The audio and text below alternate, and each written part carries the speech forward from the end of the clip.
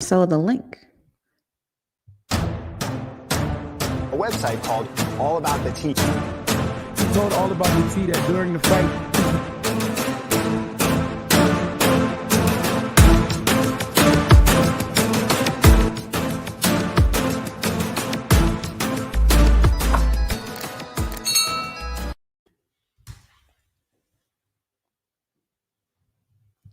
Hey, teacups, it's your girl Monica. Welcome back to the All About the Tea channel.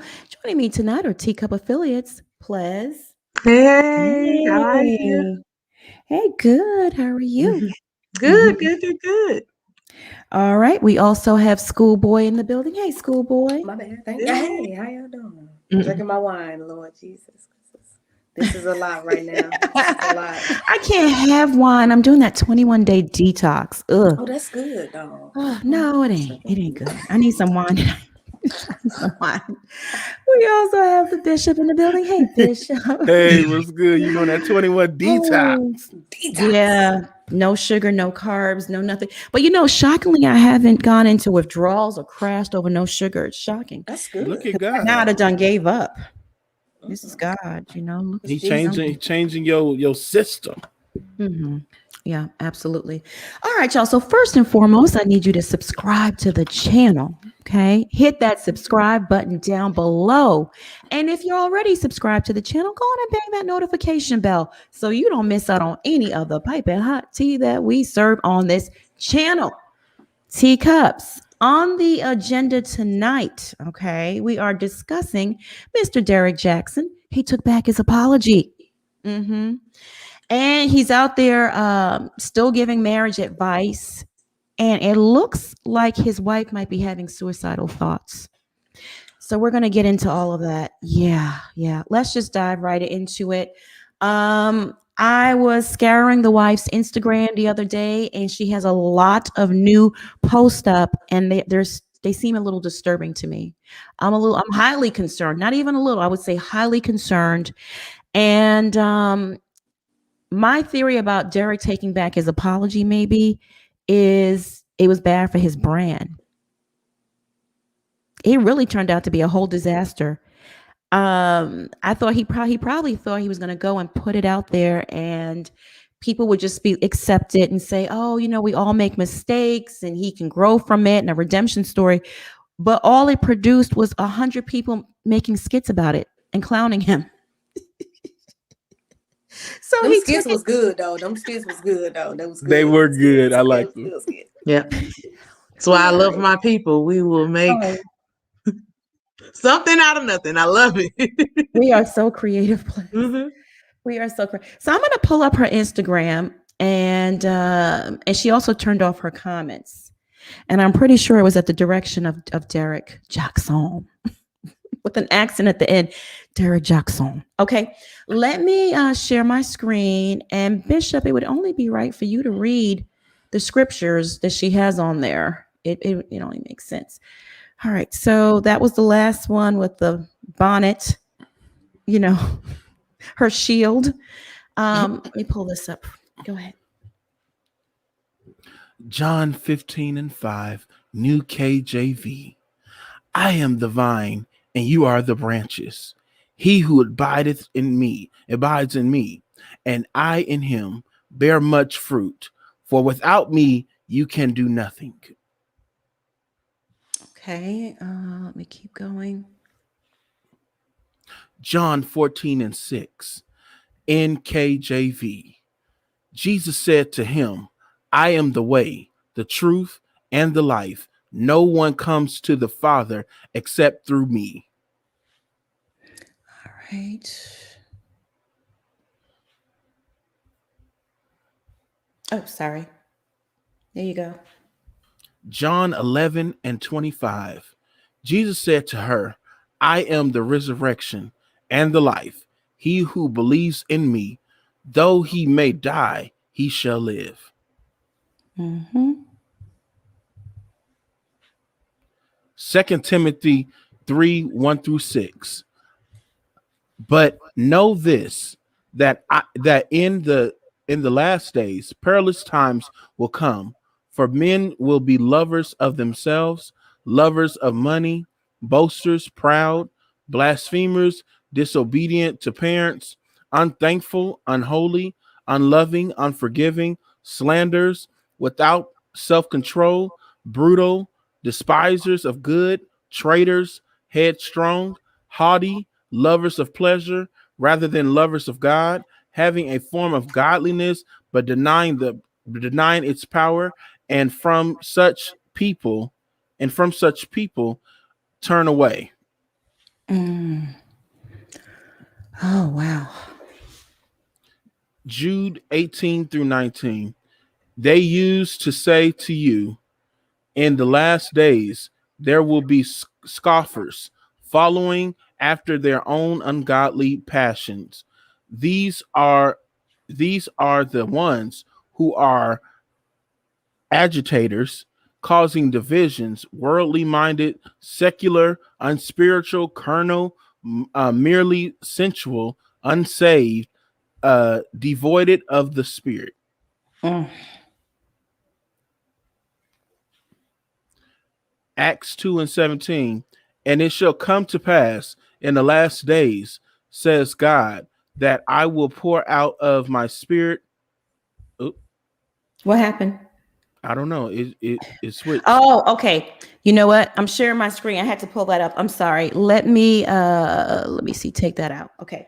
That was like a little test. Let me stop sharing. Okay. So I'm going to share from two computers basically. I was just playing around with something. My apologies. There you go. No, you good? Okay, let me bring it back up. Can you see that? Stop. Let me share again. Share the screen. Okay. There we go. Okay. Acts 2 and 17.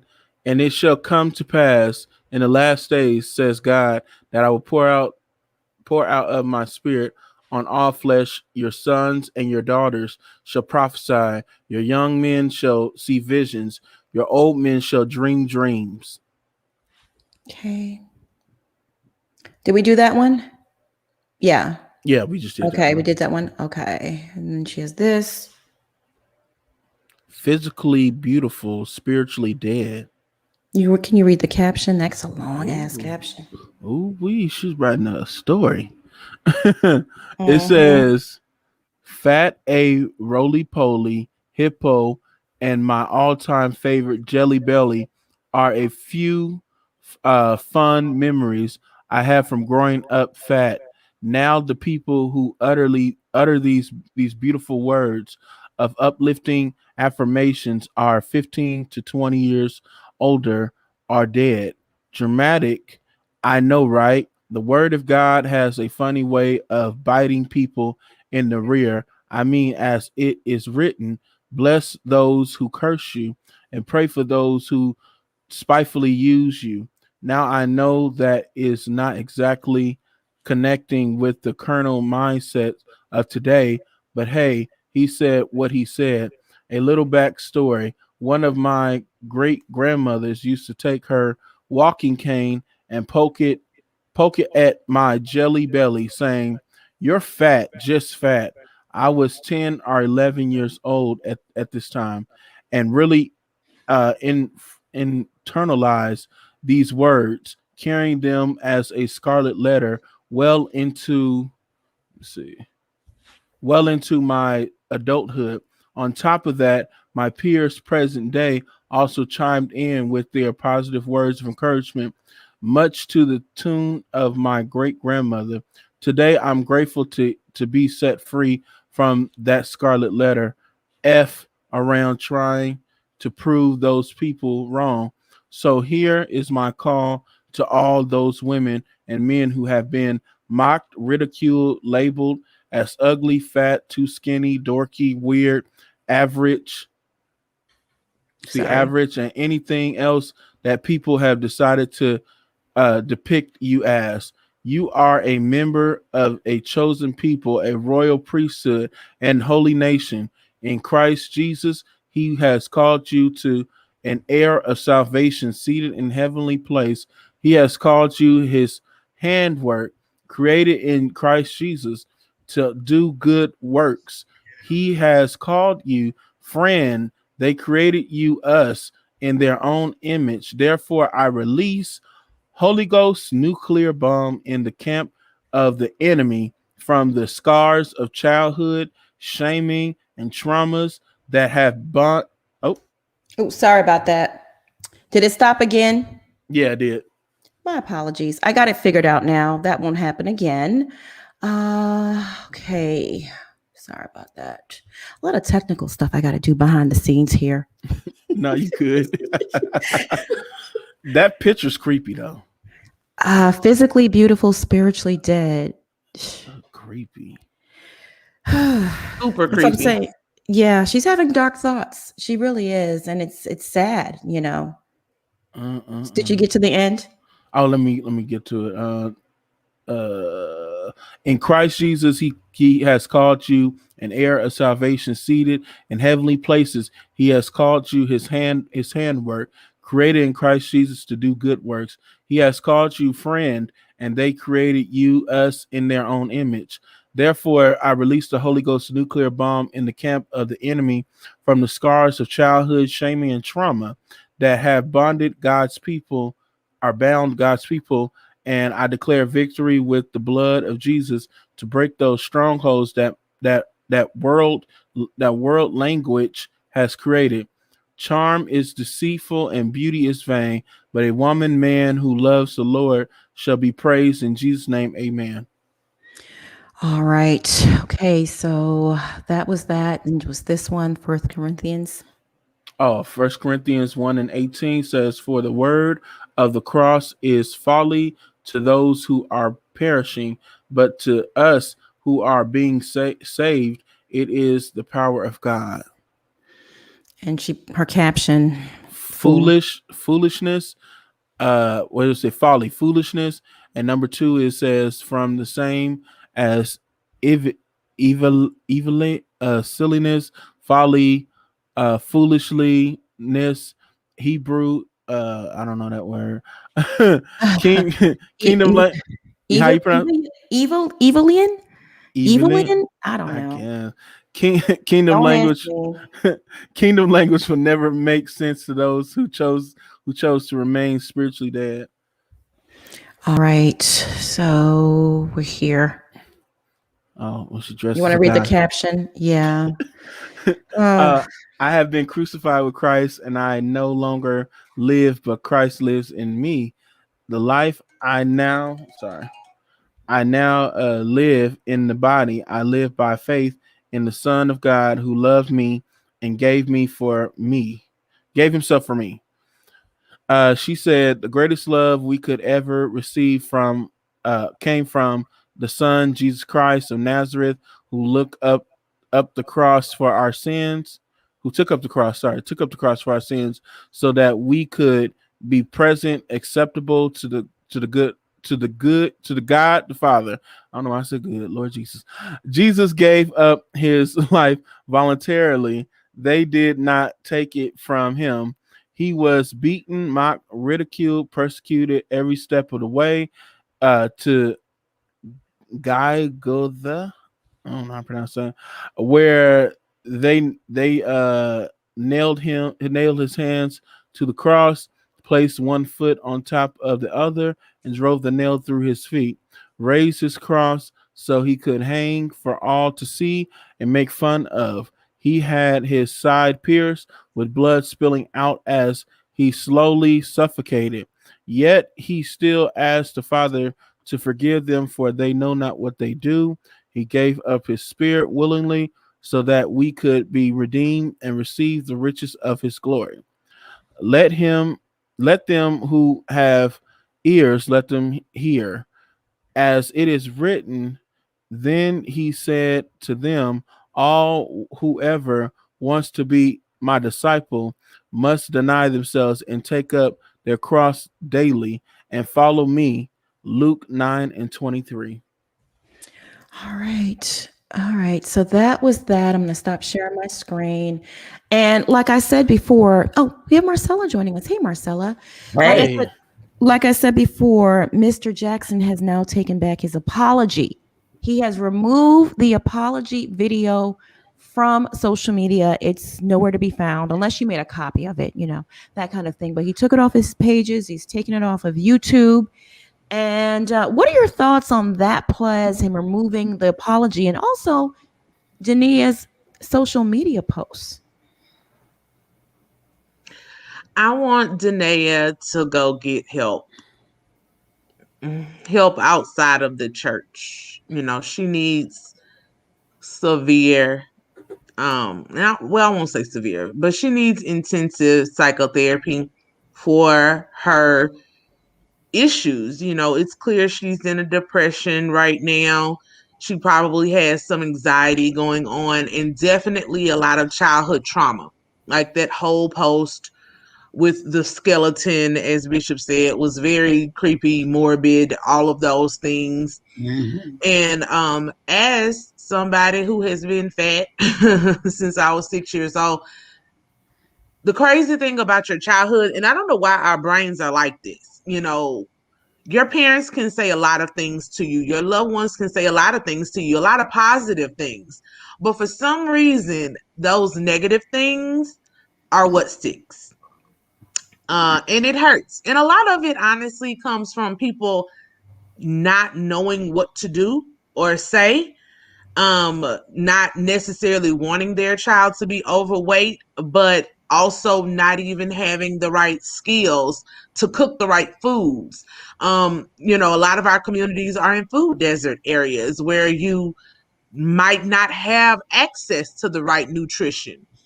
And Right. also we grew up in, this soul food mindset where everybody's at Big Mama's house eating. Somebody made a joke one time. I don't know if it was really a joke, but it was about soul food, which was true, that Big Mama had to have her leg cut off and then died, and they were still meeting every Sunday to eat the same food that killed her, and we love it in our community. It's fine in moderation, time and place. So a part of my heart really felt for her reading that post. But just like we talked about her saying in that crazy video that has now since been deleted that she was healed, she's not healed. If you're healed, you don't talk about it like that. It's one thing to acknowledge your childhood trauma and pain and say, hey, don't put other kids through this. Let's learn not to make, fat shaming or whatever you want to call it. That's one of the abuses that is still rampant, in that people, green, black, red, white, orange, all ethnicities, it's acceptable. It's cool to make jokes about the fat person. But it does leave lasting scars on some people, especially if they don't go out and get the help. And so now she has that issue, which she's been dealing with for life, compounded with a man who took over her brain 12 years ago when she was like 19, 20. And she has not been, for whatever reason, strong enough to get herself out of it.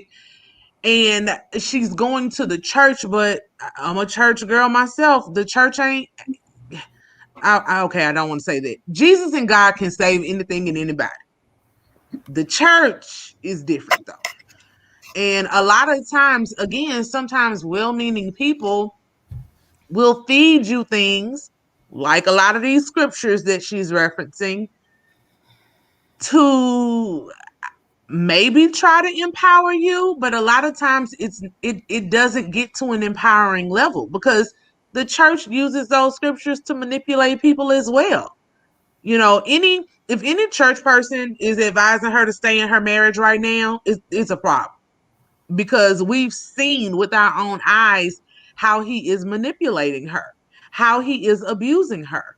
The Bible does allow for divorce, specifically when there has been adultery and abuse.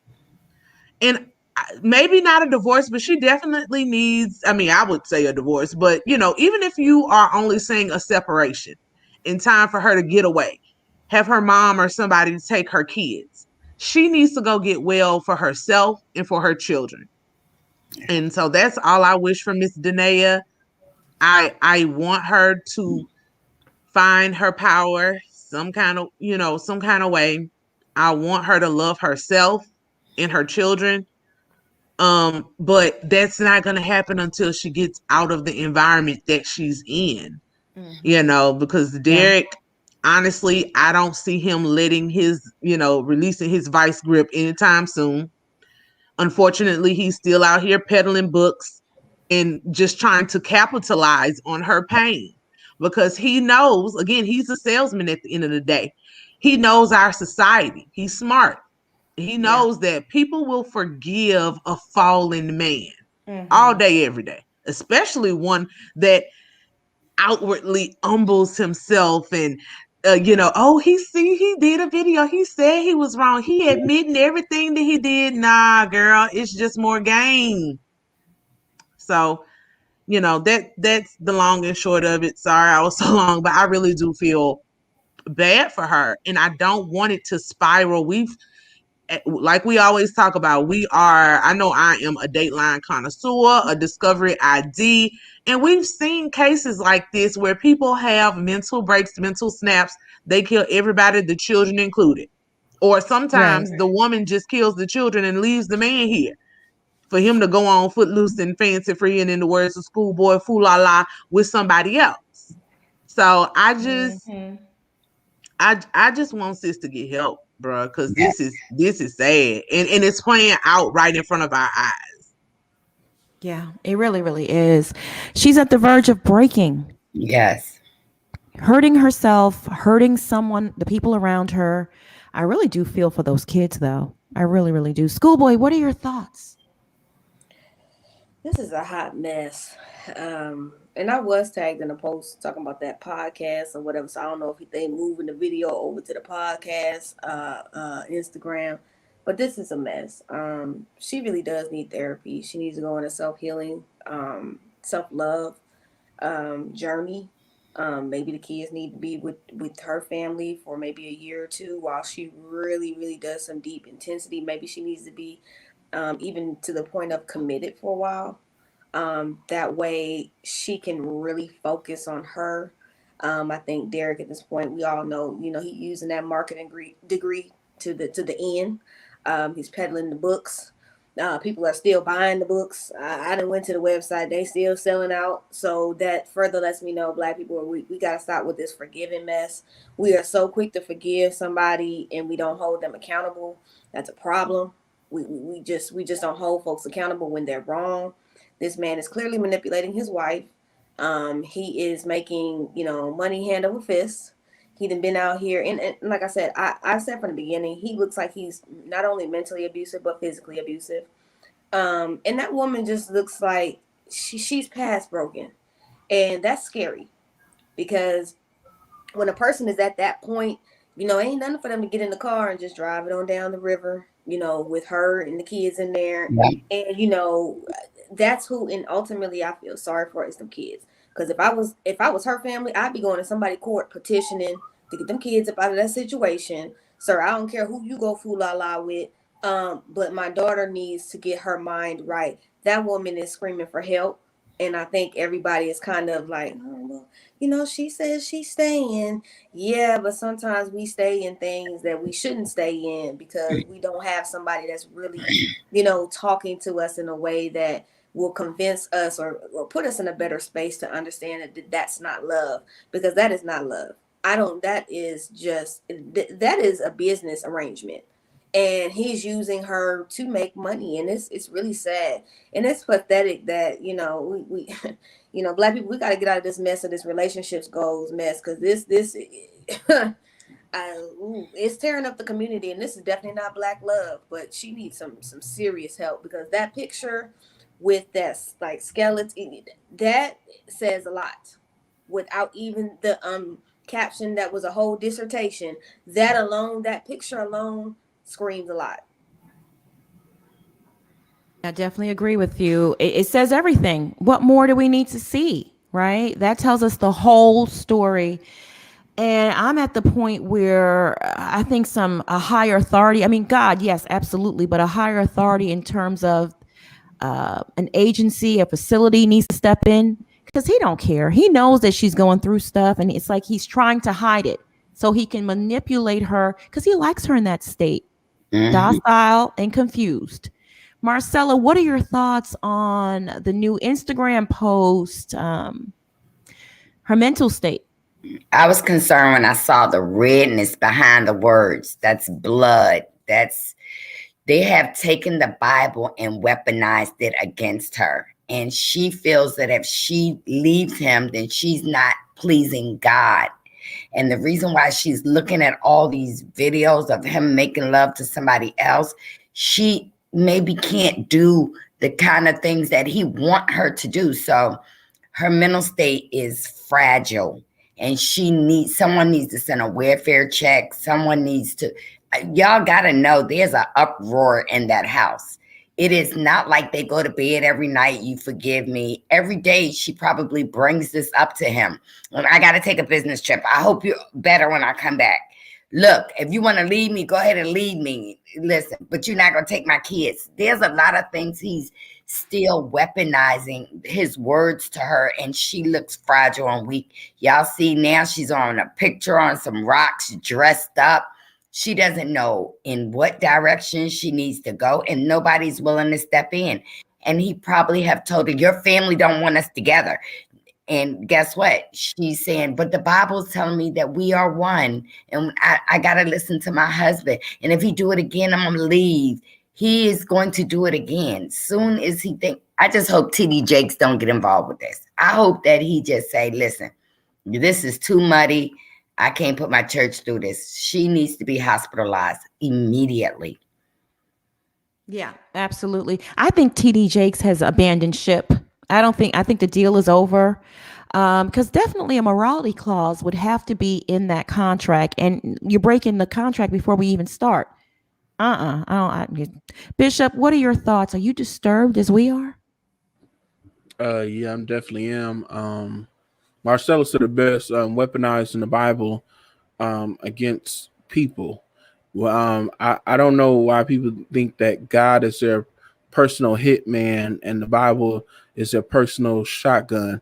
We definitely got to stop doing that to people, because what we're creating is psychologically abused people, and people that don't know, they're confused, they don't even know from their hand, from their foot.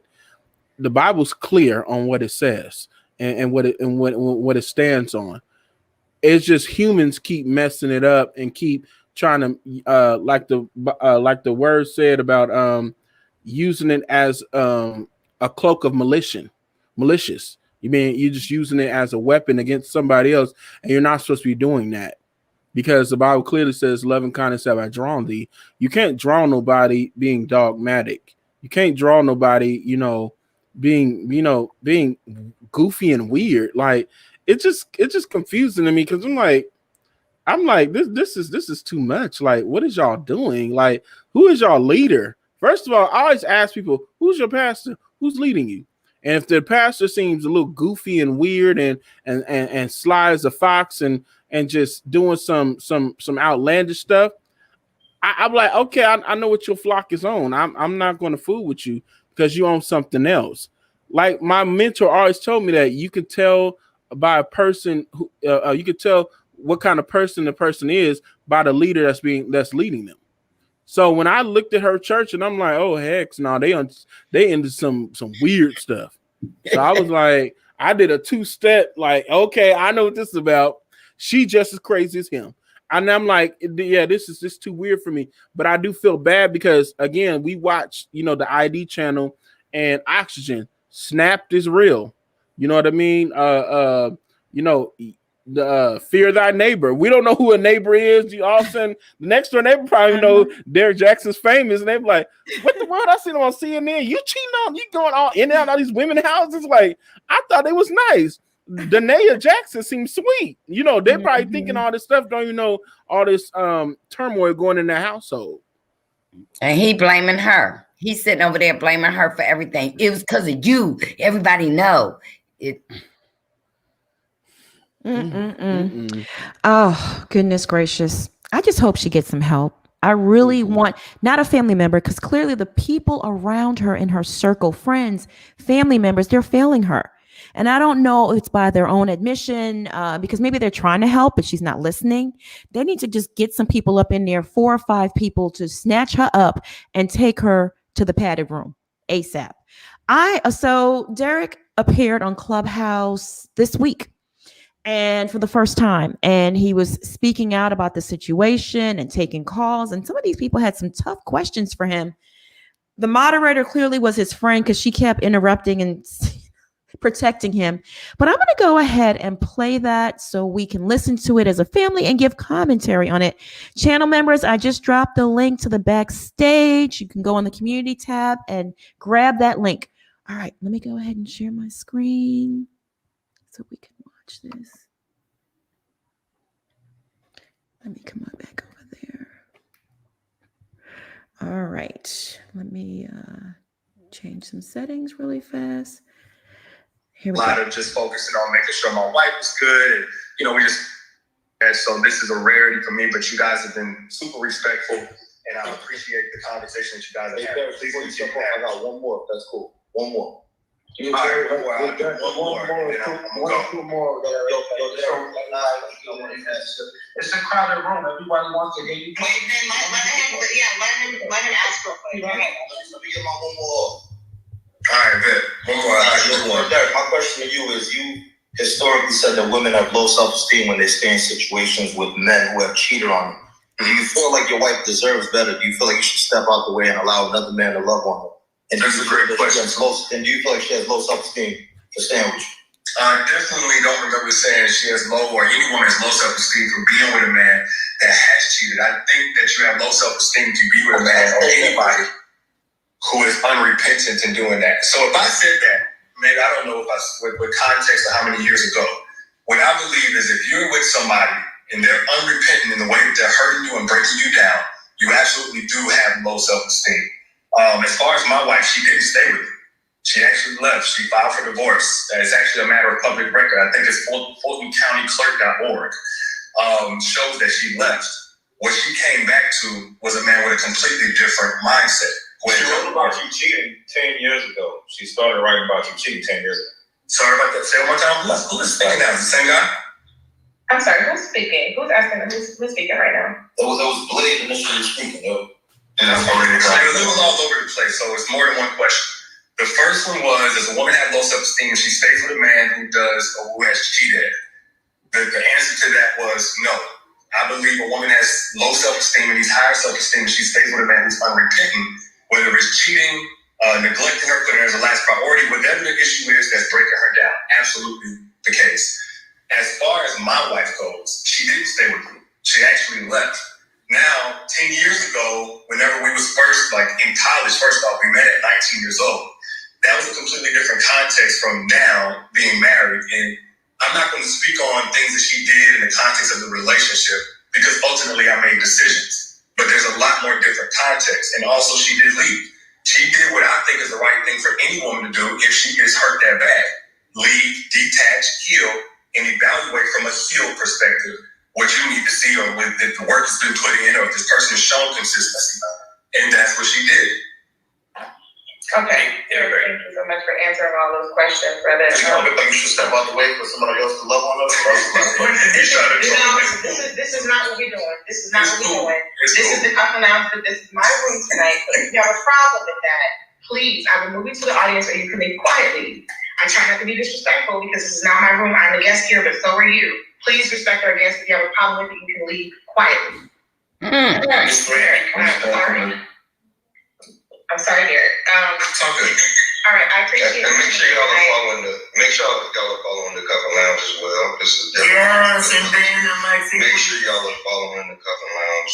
The brother Ben put this together. So shout out to him, shout out to Miss Brandy as well. Thank you, Coach Rob. I appreciate that. Coach Christina. We got a dating app. It's called Cuffin. It's on the App Store and Google Play. It's a dating app. It's incredible. Just make sure y'all download that. Show love. Get on there. Swipe.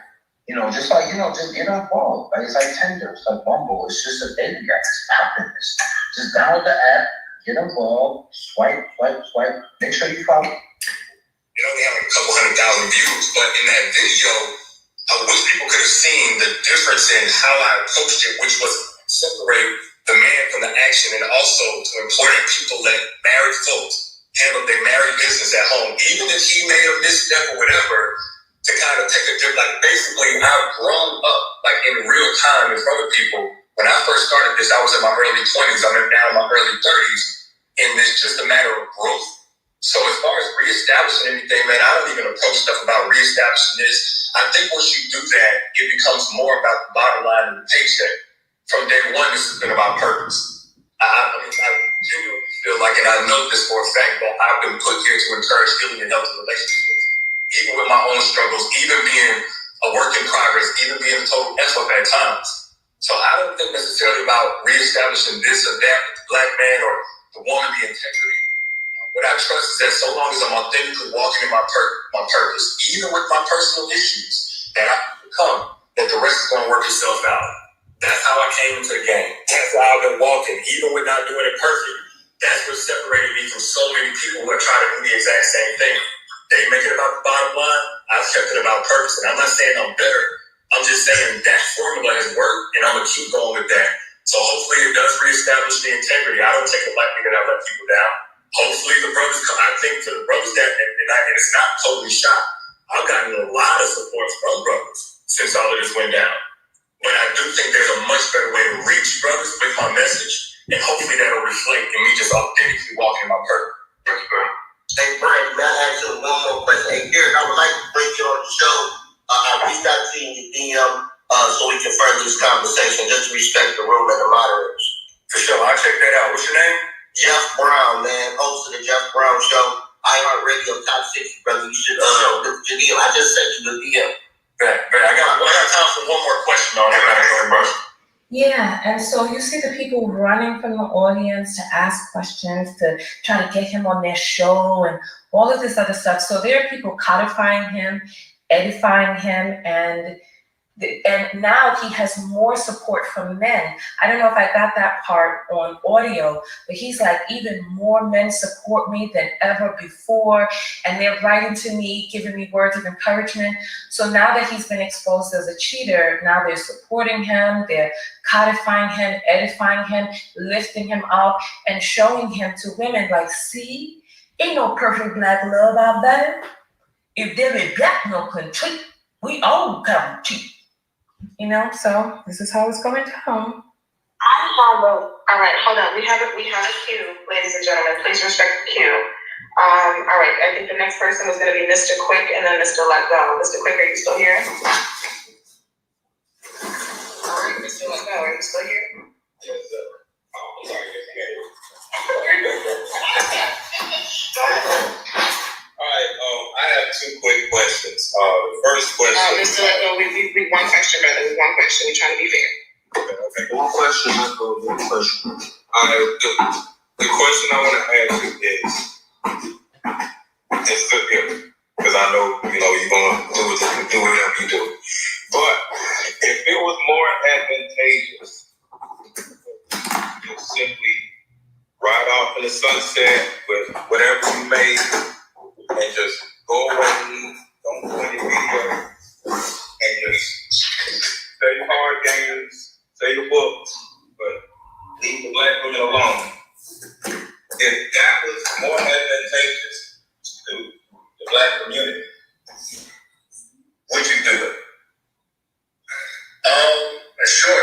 Whatever was most advantageous, I think that's what you said. I would probably do it. The proof is in the pudding, though. Because of my work throughout the years, so many women have had the strength to leave either toxic situations, to go on to something better, learn to love themselves, be encouraged, and so many brothers who didn't have that big brother, that uncle, that dad to kind of give them the guidance from a tough love perspective. They've gotten that from my content. Thousands and thousands. If you look at, now I'm on book number 10. You can look at the proof in the pudding on Amazon, iBooks, or anything on what my work has produced. A lot of the conversation could be kind of distracting. But I would never get misled by some of the negative publicity or people that's pissed or even people that's just genuinely just disappointed in thinking that my voice doesn't have a place anymore in the conversation around relationships, whether for the black community or otherwise. So yeah, if it was advantageous, I would do a lot of things, but I know that I belong right here. This absolutely changes and shifts things for the immediate, but it doesn't nullify my message of anything. It will mature it so that now I can come with the grace I couldn't come with before. Now I can speak from a place of not being an expert and guru, but I can speak from more of being a witness, which I think more people can relate to. Now when I speak to brothers, they know, and it'll come off a little bit better that I'm not speaking from some high horse. I'm better than you. I'm the end all be all gold standard. I'm coming from a place of somebody who has fallen, who has done the wrong thing and believed in something different and had to overcome that. So if anything, I think this improves the impact that I can have, and it will be more advantageous if I just let my work reflect my true life experiences, not what will help my bottom line in selling books and card games. Can we have a conversation, bro? Like, well said, Derrick. Well said. For sure, man. I hit your line. I know how to find you. That's it for me. I want to have a conversation with Derrick offline. Give it up to just hit his DM. But Derrick is here for the conversation, for the room.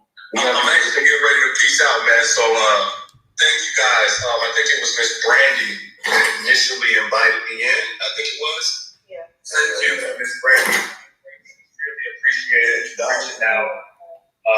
Like I said in the beginning, I'm doing a lot of just focusing on making sure my wife is good.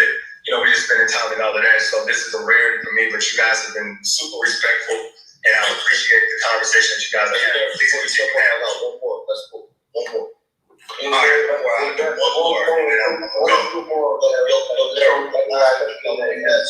It's a crowded room. Everybody wants to hear you. Let him ask for it. Let me get my one more. All right, good.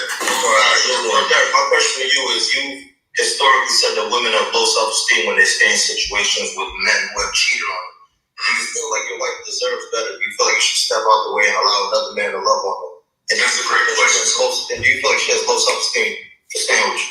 I definitely don't remember saying that she has low, or any woman has low self-esteem for being with a man that has cheated. I think that you have low self-esteem if you be with a man or anybody who is unrepentant in doing that. So if I said that, maybe I don't know what context or how many years ago, what I believe is if you're with somebody and they're unrepentant in the way that they're hurting you and breaking you down, you absolutely do have low self-esteem. As far as my wife, she didn't stay with me. She actually left. She filed for divorce. It's actually a matter of public record. I think it's FultonCountyClerk.org. Shows that she left. What she came back to was a man with a completely different mindset. She wrote about you cheating 10 years ago. She started writing about you cheating 10 years ago. Sorry about that. Say it one more time. Who is speaking now? The same guy? I'm sorry, who's speaking? Who's asking? Who's speaking right now? It was Blade initially speaking, though. It was all over the place, so it's more than one question. The first one was, does a woman have low self-esteem when she stays with a man who does or who has cheated? The answer to that was no. I believe a woman has low self-esteem, needs higher self-esteem when she stays with a man who's unrepentant, whether it's cheating, neglecting her, putting her as a last priority, whatever the issue is that's breaking her down. Absolutely the case. As far as my wife goes, she didn't stay with me. She actually left. Now, 10 years ago, whenever we was first, in college, first off, we met at 19 years old. That was a completely different context from now being married. And I'm not going to speak on things that she did in the context of the relationship, because ultimately I made decisions. But there's a lot more different context. And also, she did leave. She did what I think is the right thing for any woman to do if she gets hurt that bad. Leave, detach, heal, and evaluate from a healed perspective what you need to see, or what the work has been put in, or if this person has shown consistency. And that's what she did. Okay, thank you so much for answering all those questions, brother. I don't think you should step out the way for somebody else to love on us. This is not what we're doing. This is not what we're doing. This is the All right. Just change something here. All right. Okay. Plez, what are your thoughts? Well, Marcella, what are your thoughts? My thoughts is, did he cheat as an experiment so he can talk to guys and say, I did it. I've been through this. Boy, you was cheating from the first book. Okay. You've always been cheating. And you know what? The moderator, Miss Brandy, act like she is hooking up Derrick for money or for some of that good old Johnson, because she was like controlling conversation, shutting people down. And Mr. Derrick was loving on that, okay? But you mean to tell me that this man feel like because he cheated, now he can turn this around and sell it? Like, man, if you cheat, these are the things that you could tell your wife to forgive you. Is public record. She left me. She came back to a new man.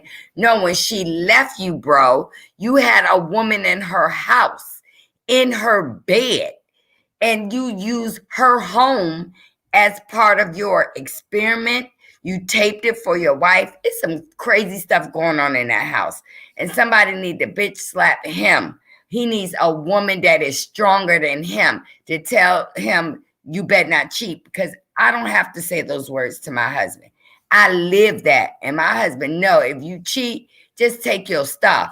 Because I don't want you to, it won't be no talking to me. Talk to your lawyer, because I'm talking to mine, because I'm taking everything, even your prosthetic leg. I'm taking it all.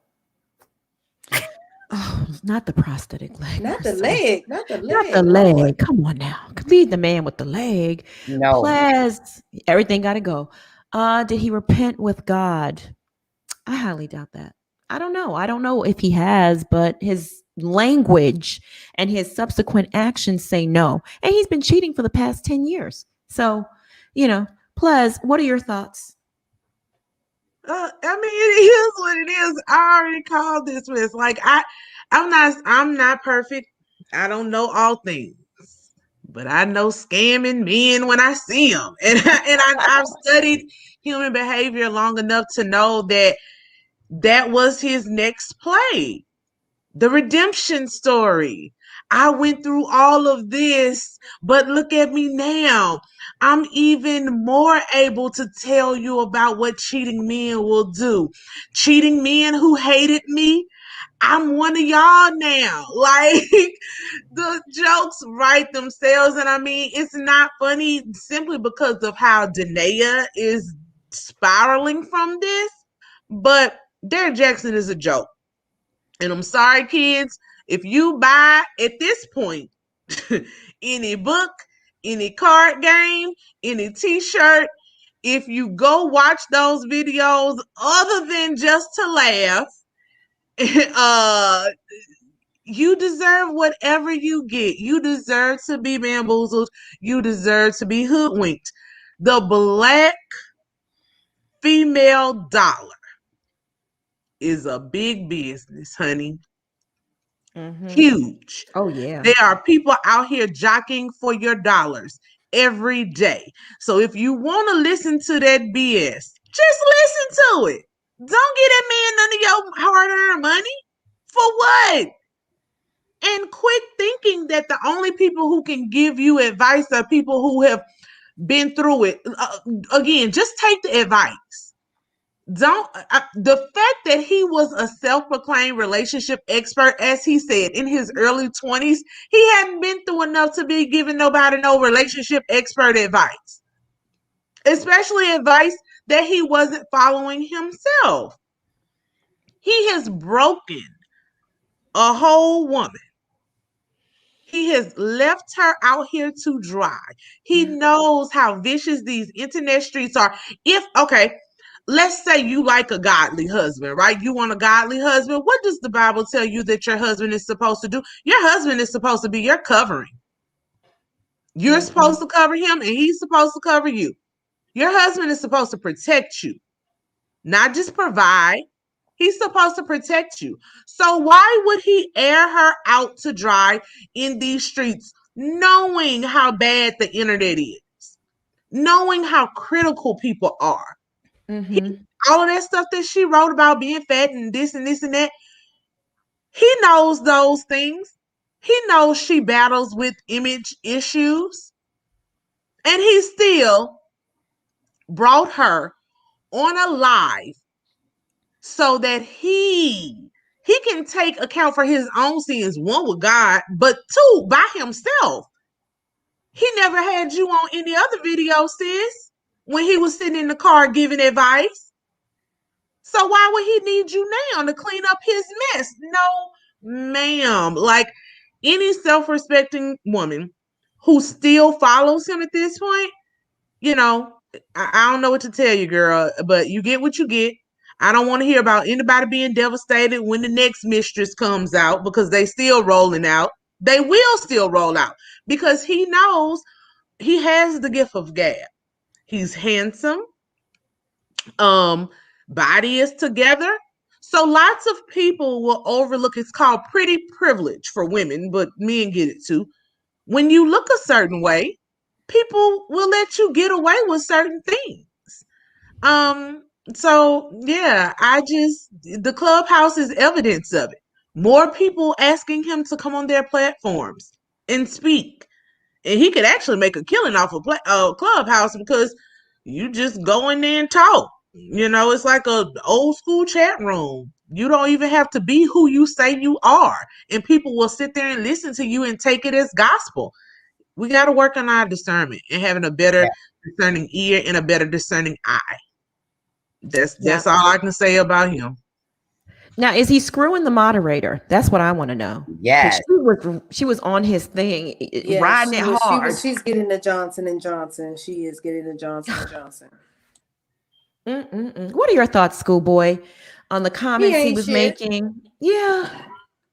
I mean, this ninja then got off. Now, you done took the book down from the Amazon to take off the bad reviews, put the book back up. Then you didn't got on the Clubhouse. Now Clubhouse, they don't let you save the audio. So if you able to catch it, you just able to catch it. So he up there peddling on Clubhouse. And I'm with the one brother that came on there. Well, why don't you let her go so a real man can love her? What you holding on to the woman for? Sir, you just out here pimping this woman with these books and using this woman, messing up this woman's mental health, tearing her down. And, I saw a comment go across the screen, Monica, you showed someone talking about, well, I'm going to still listen to him. Well, you's a jackass. I ain't listening to nobody that number one, ain't lived enough life. Number two, I damn sure ain't listening to nobody whose marriage is in shambles, all up and down to the internets. And you out here dragging a black woman down. I don't understand why black women protect flawed ass ninjas. Help me understand why y'all will protect a flawed man. Y'all will protect them, but then swear holler, protect the black woman, protect the black woman. But when it's time to protect the black woman, y'all don't do that. Make it make sense, the clownery. I don't understand the mess of it. I'm tired of taking a moment of silence for people's stupidity. You either protecting the black woman or you're not. Because it makes no sense to say, I'm here for the black woman. I'm trying to build up my brothers, my sisters. Then when you see your sister in need, you sit up there and let the woman go through and then uphold him and his foolishness and ignorance, and then still buying the books. It's just black people, we need to do better. The community it's atrocious right about now. And the internet is really showing where we are at as a people, and you wonder why. We should be running this country because we are the majority now, but we ain't. You know why? Because we can't get our ish together. Do better, black people. Let's do better. Yeah. I just got an email from someone that says, I love your channel, but can you and the panel stop making fun of people's appearances? Well, if the people are no good and they're, have evil hearts and they're coming from me or my panel, yeah, I mean, it's all fair game. We don't make fun of nice people, do we? Why do they come to a gossip channel and complain? Right. Why are you here? But we don't drag nice people. That's what I'm saying. We don't talk about people's appearances when they're, upstanding members of the community. Right. Like last night, somebody just kept saying, why are y'all talking about Tasha and y'all are trashing Tasha good? Then carry your ass over there with Tasha, honey. What is he talking? Tasha who? Wait. Tasha who? Tasha K? We weren't trashing Tasha K. I know, but the girl kept in the chat. Y'all got to read the chat. And she said that we were trash and we all trash. Well, why are you over here for the whole 2 hours? You've been here. You're just here talking about us. Yeah, we don't. I like Tasha K over here. So yeah, I know we love Tasha K. So I'm not sure what they were. Maybe they weren't paying attention. But look, we don't drag people that are good people.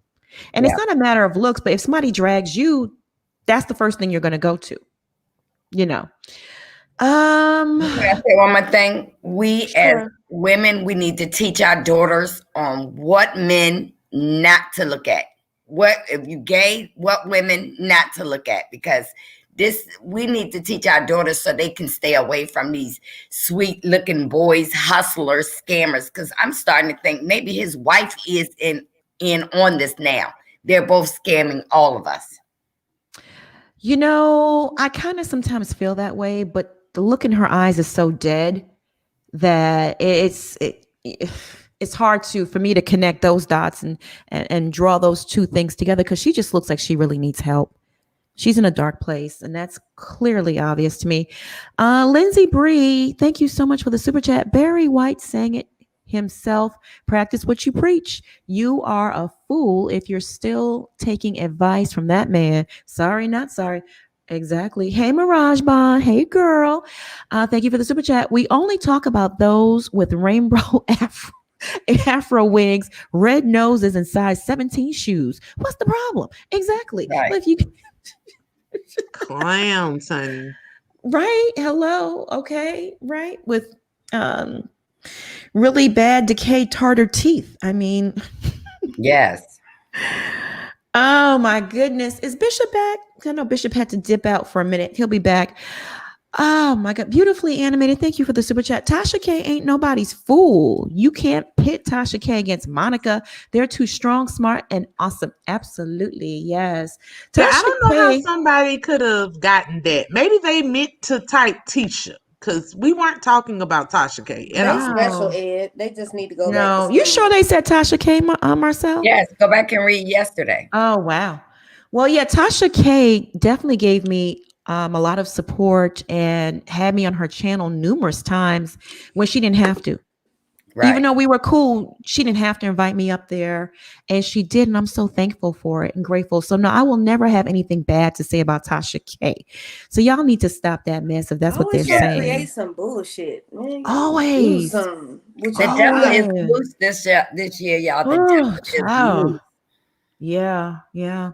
We're doing the right thing, and people are coming for us and everybody, and they love us. They come here to watch us. So I don't understand if you don't like it, why are you here?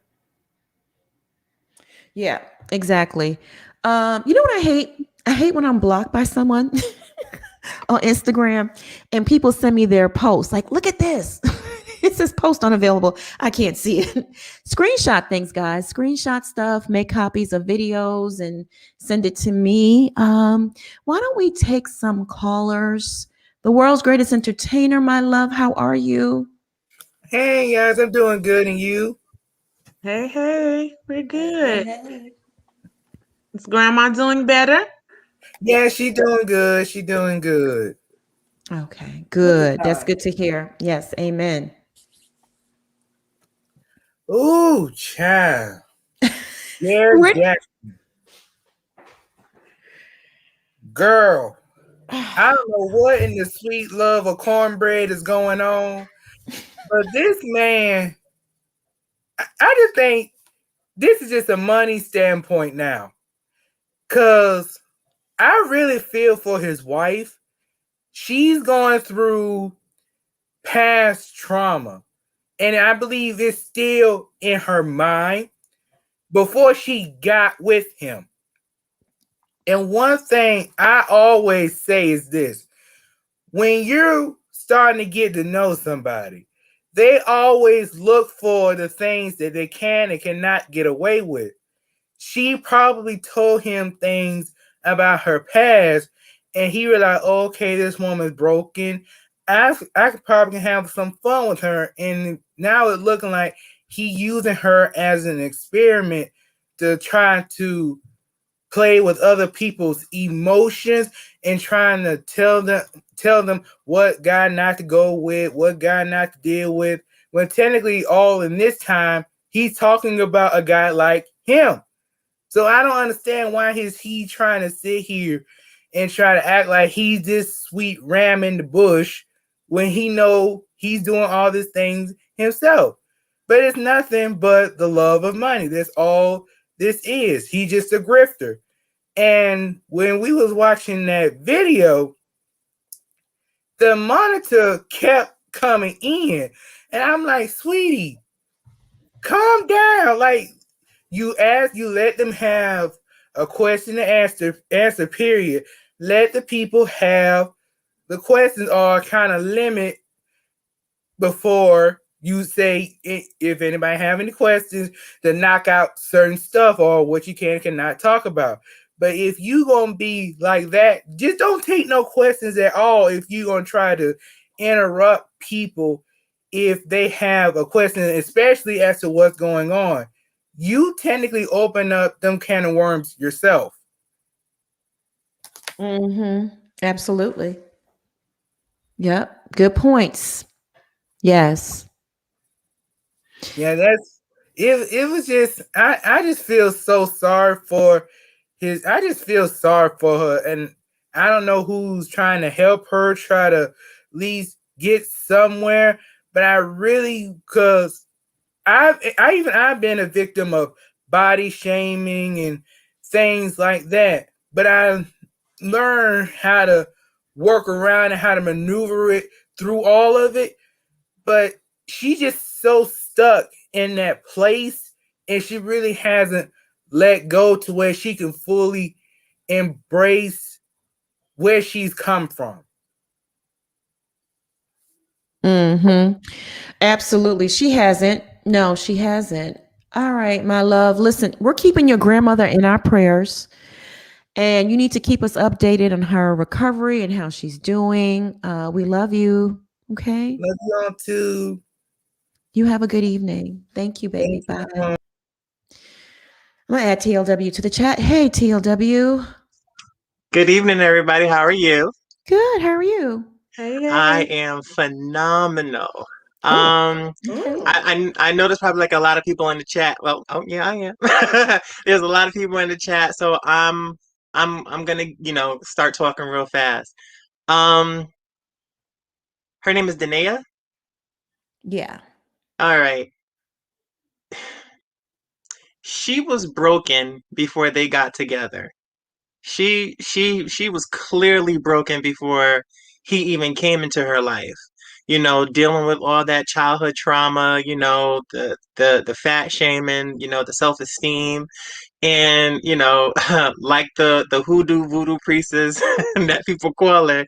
I learned a term from Iyanla that her brokenness attracted his brokenness.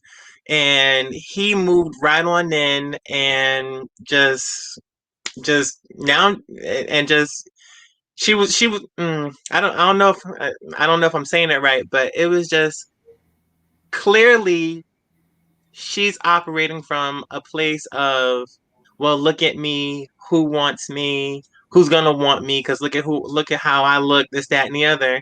And here comes this man, by all rights, this good looking man showing you attention, loving on you and saying this, and now he's doing all this stuff. I don't know if people remember a case, it was years ago, um probably like mid to late 90s, about this dentist that this wife, she accidentally killed her dentist husband because he was having an affair, and she like ran over him with it's not funny, she ran over him with the Mercedes, and it do you remember that?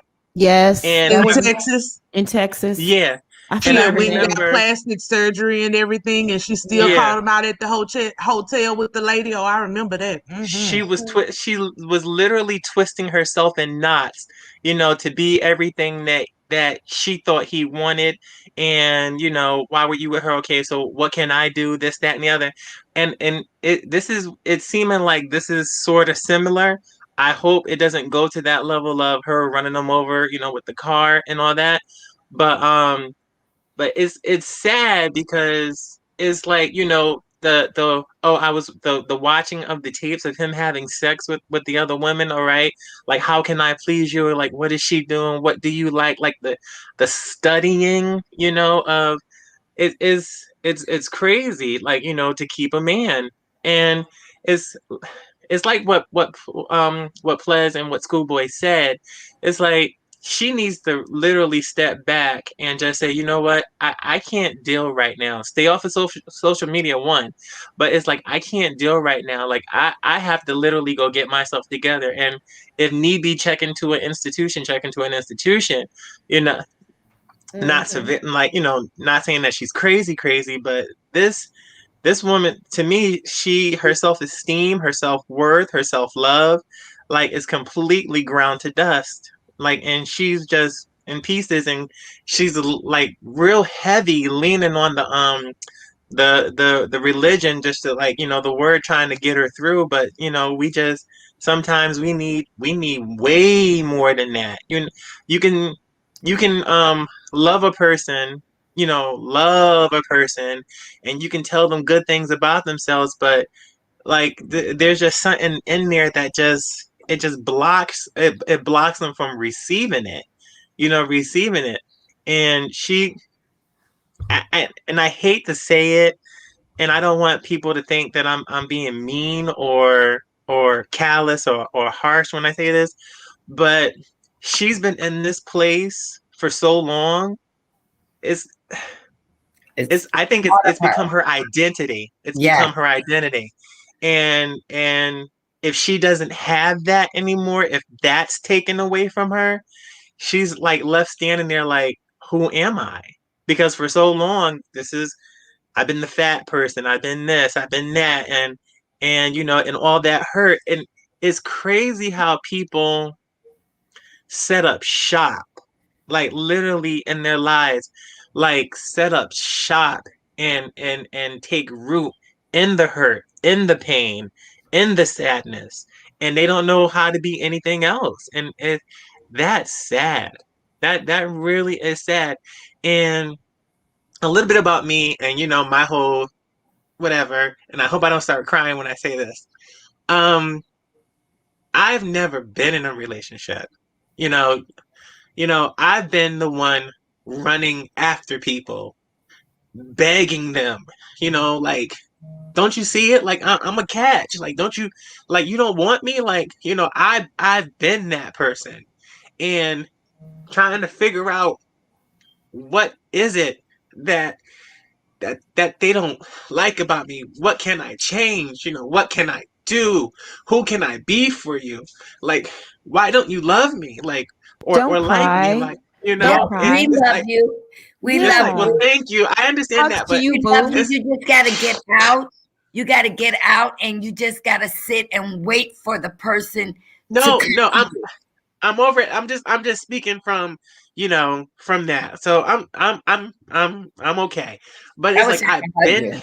I've been that person, like begging people, Uh-huh. like come on, like I've been that person, and it's crippling when you go down literally that rabbit hole of trying to figure out something, and trying to, okay, well, I'll try this, I'll try that, I'll do Mm-hmm. this, like, Mm-hmm. and it's like it's crazy. And it's just like, for such a long time I was unhappy. Thoughts of suicide, everything, Oh, like, just all of that yeah. stuff just coming, and you just like, and it's like, wow, nobody wants me, Look at Mm-hmm. the chat. nobody, They're you loving you. know Look at the chat. well, thank you, but it's like I understand that hurt. And Mm-hmm. then it was just like, at a point where it's just like, I said to myself, I've been unhappy for such a long time. Unhappy for such a long time. Yeah, I'm gonna try my hardest to be happy. I'm gonna try my hardest to be happy. And it was a slow process. It was a slow process of of of loving myself. Loving Mm-hmm. myself, and knowing that I do have something to offer, and just moving, like, doing my best to move through it. And I've come out on the other side. I've come out on the other side of it. I am happy, I'm thriving, and I'm glad that I didn't do something that will put me in jeopardy all those years ago. I'm glad somebody didn't come into my life and manipulate me, and made me feel like I was even less than what I am, because I'm enough. I'm more than enough. Yeah. I'm too much at times. But Well, I love your that's tweet. thank you. And that's that's the beauty of me in me. And and it's just like I I know I'm here for a reason. I know I'm here for a reason. And it's sad that she can't see that. Yeah. And like I honestly do believe that she needs professional help. She doesn't need, God is one thing, but God put, just like Ples said weeks ago, God put therapists, He put psychiatrists, psychotherapists, like He put those people here too to help you out. And that's who she needs to lean on. And then just, it's all sad. And then to sit there and listen to him really keep trying to sell this. And then that moderator on the call, who it seemed like she was jockeying for position, like it was just like sis, pump your brakes. It's like stop it. It's crazy. This whole thing is just crazy. It is. It really, really is. But I want you to know that you are loved.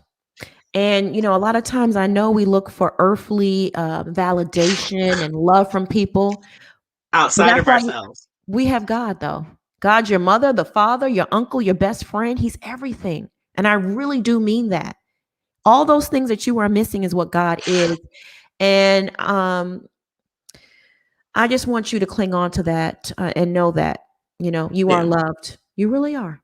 And not only that you're loved, but that you're good enough. And kind of like what Monica was saying, I think one thing with Danae, and I know one thing, I think I can't speak for everybody, but I know I have been there at some point in my life. And at the end of the day, for me, I was always thankful for, although I know it's one of the deadly sins, as they say, but pride. I'm a prideful person. So even when I'm at my lowest of low, I am thankfully God has given me the strength to pull myself out of it, but also my family. So I really weep for people. And that is one thing that I think Danae is missing.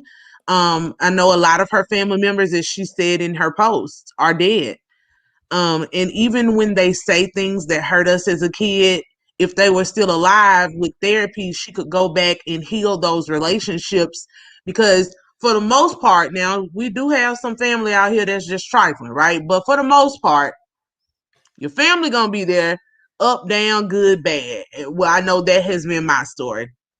And so they were always able to pull me out when I did feel bad. Like even to this day, when I want to get to the core of who I am, I go back home. And I have one of my aunts, like she literally a year or two ago held me in her bosom. And I was like, Aww. I'm 35, don't do that. You need But that. I needed it. Like I didn't Yeah. know I needed it, but I needed it. And I was able to melt, because this is like a second mother to me, because I was carrying so much. I've been on my own since I was 18. I lived in New Orleans for 17 years. No family, no nothing. Everything that got done, I did it. And when you get in that survival mode, it's hard to get out of it. So to this day, I'm a loner. I do me because I trust me and I know I can count on me to get it done. But I know that everybody, for lots of reasons, just don't have that level of strength. So I'm glad that you do.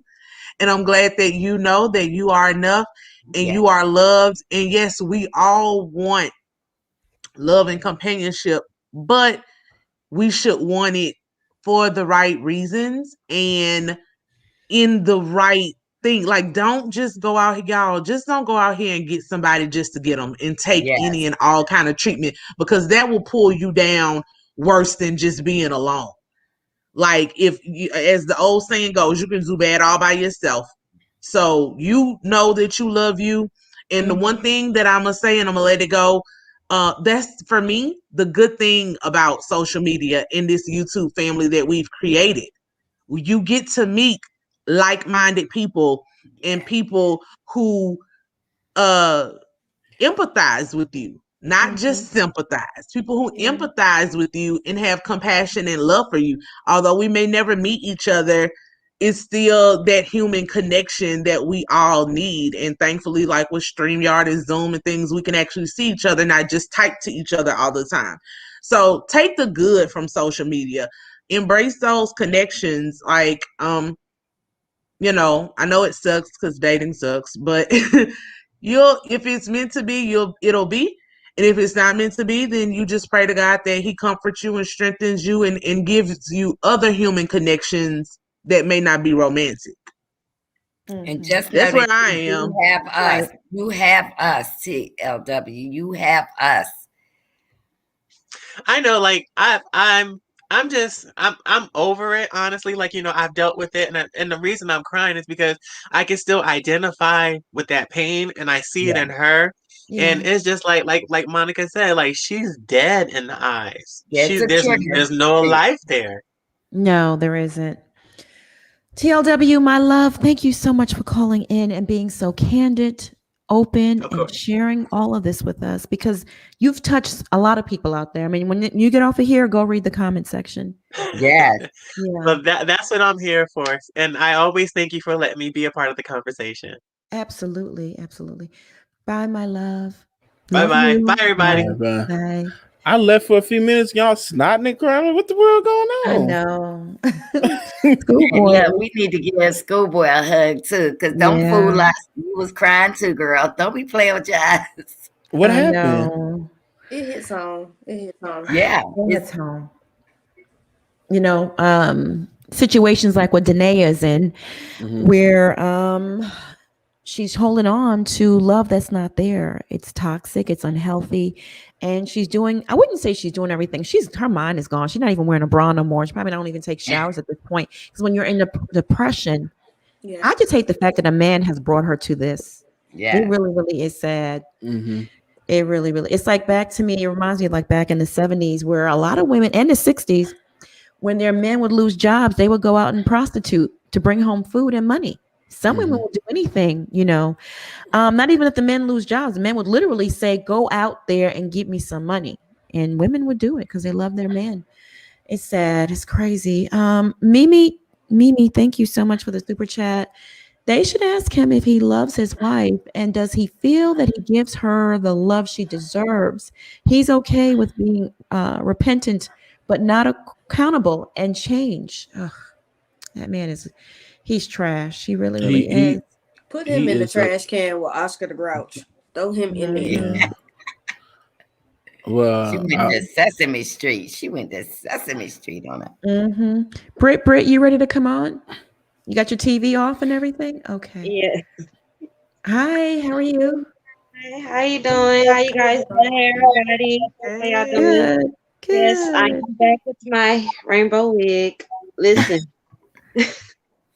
No, it's all in good jokes. Listen, this is just my opinion. I been following the story and everything.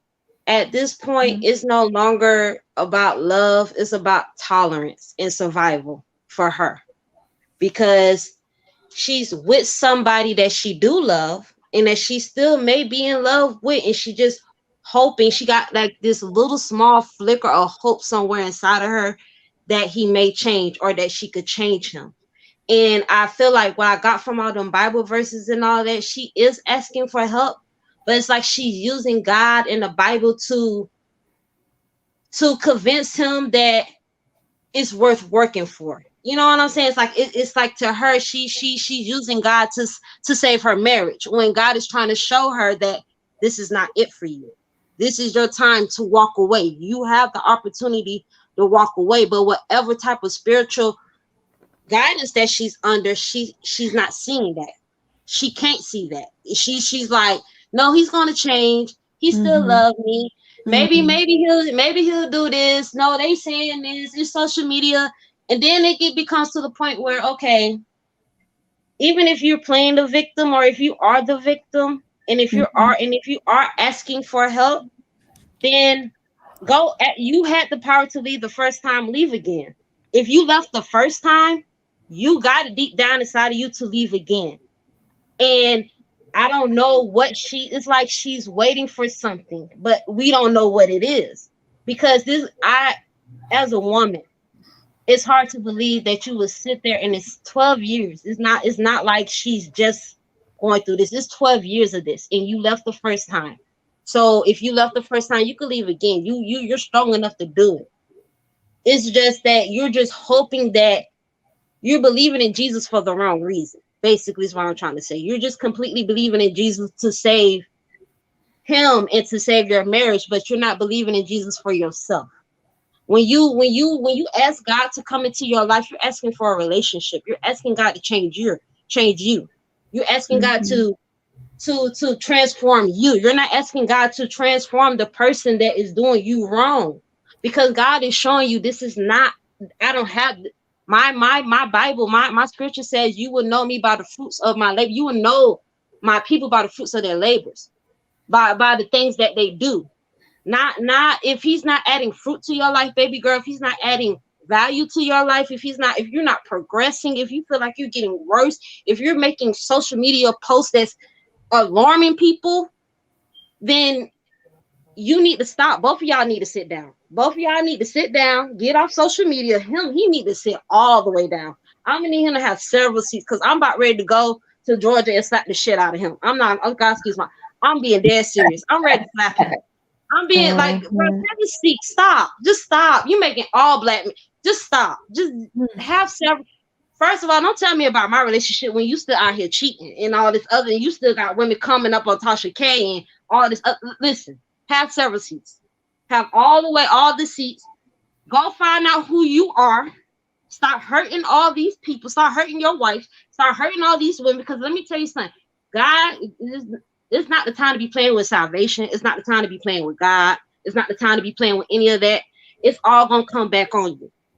And if people are not, like I always tell people, what y'all do first, if y'all do know the Bible, the God says that we as children pay for our parents' sins.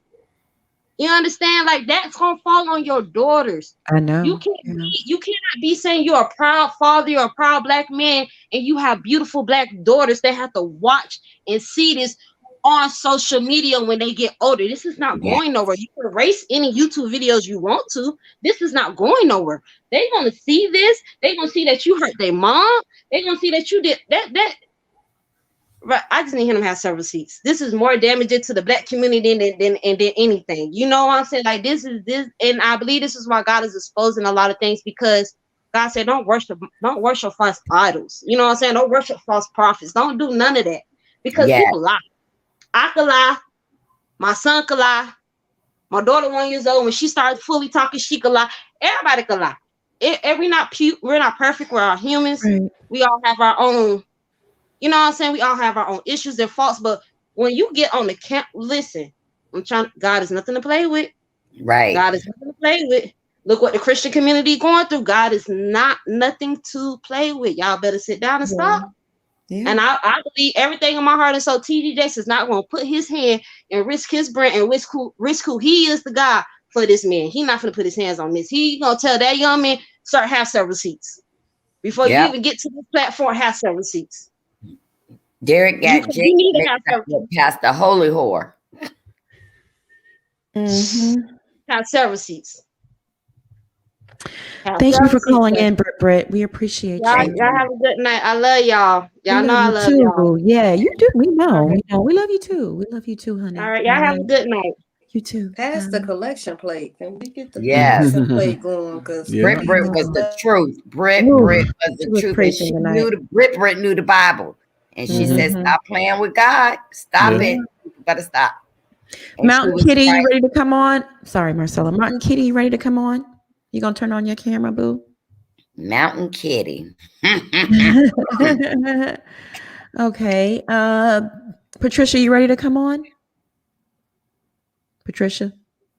Just, you have to turn off all your devices, like the TV, or if you have something something else playing. You ready to go? Okay. Got to turn everything off. And Monica, I truly believe we're revealing things. Mm-hmm. Hi, Patricia. Hello, everyone. Hi. Hello, how are you?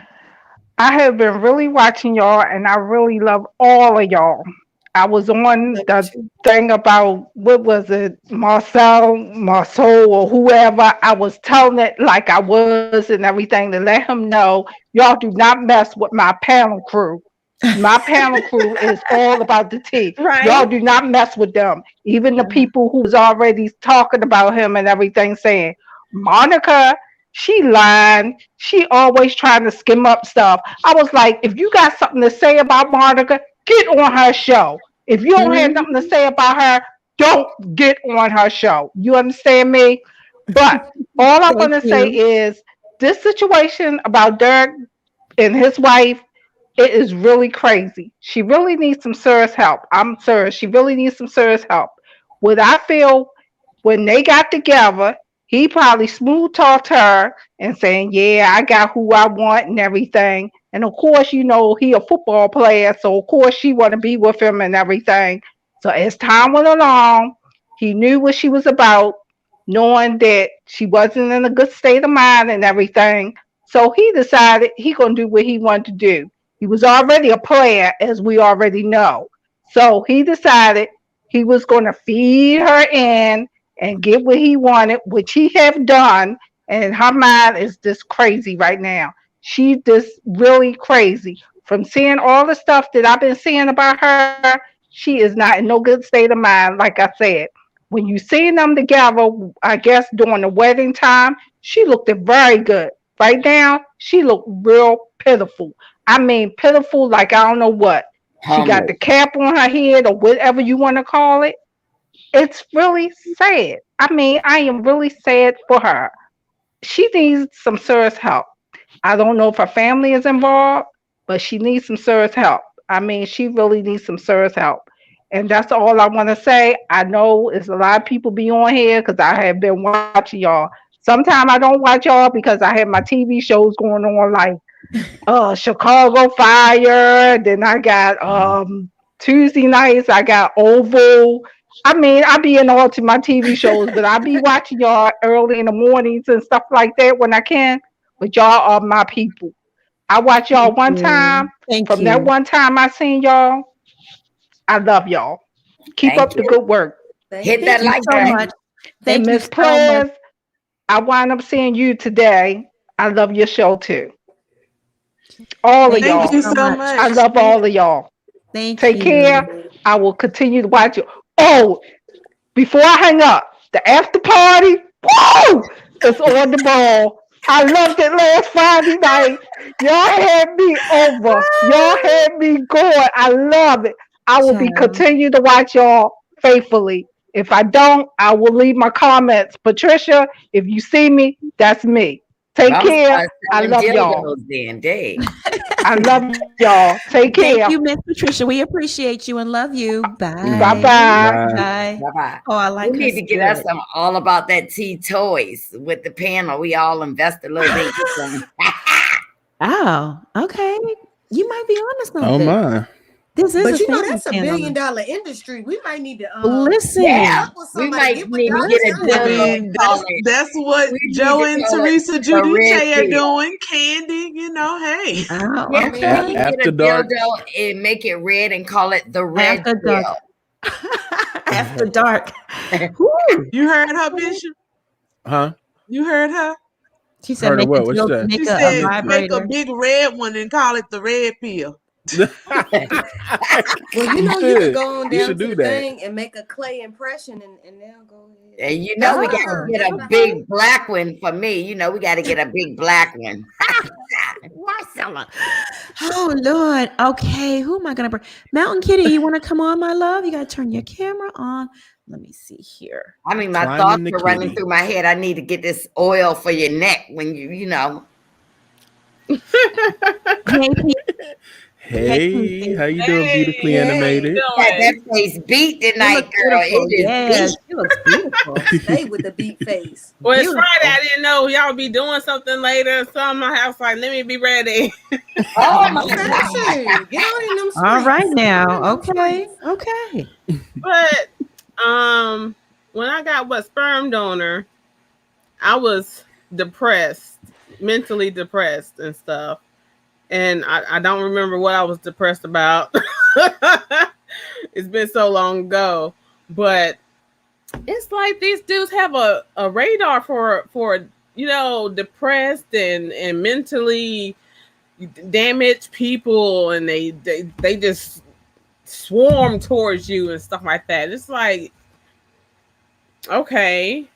And he played himself off as an alpha male bishop, but he was an elf boy. You know what I'm saying? Because F-19. Right, F-19, thank you.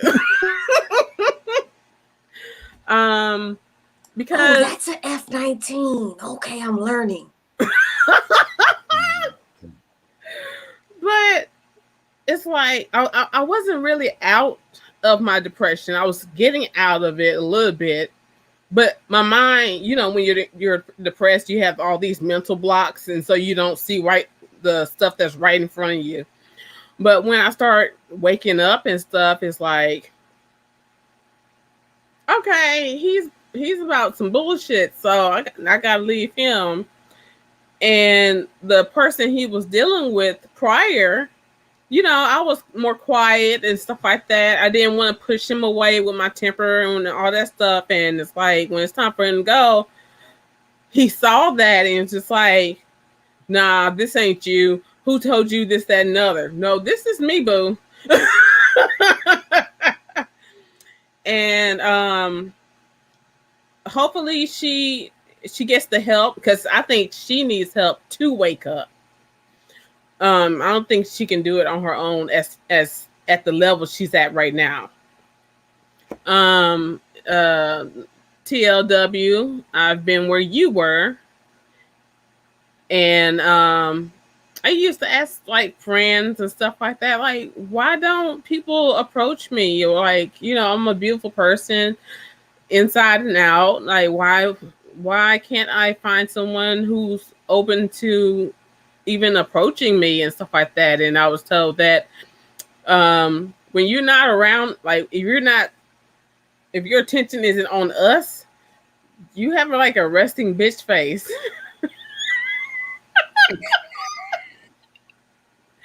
And you're intimidating. But I was only gonna get that honesty from my friends, whatever. And it's like, oh, okay. Well, if they're so intimidated by me, I haven't even done nothing, then I don't want them anyway. So, yeah, I'm glad TLW said that he's not there anymore. That's a tough feeling to have, feeling like you're so isolated and stuff like that. So I do understand, and all my love and hugs to you, TLW. Schoolboy, I love the hair.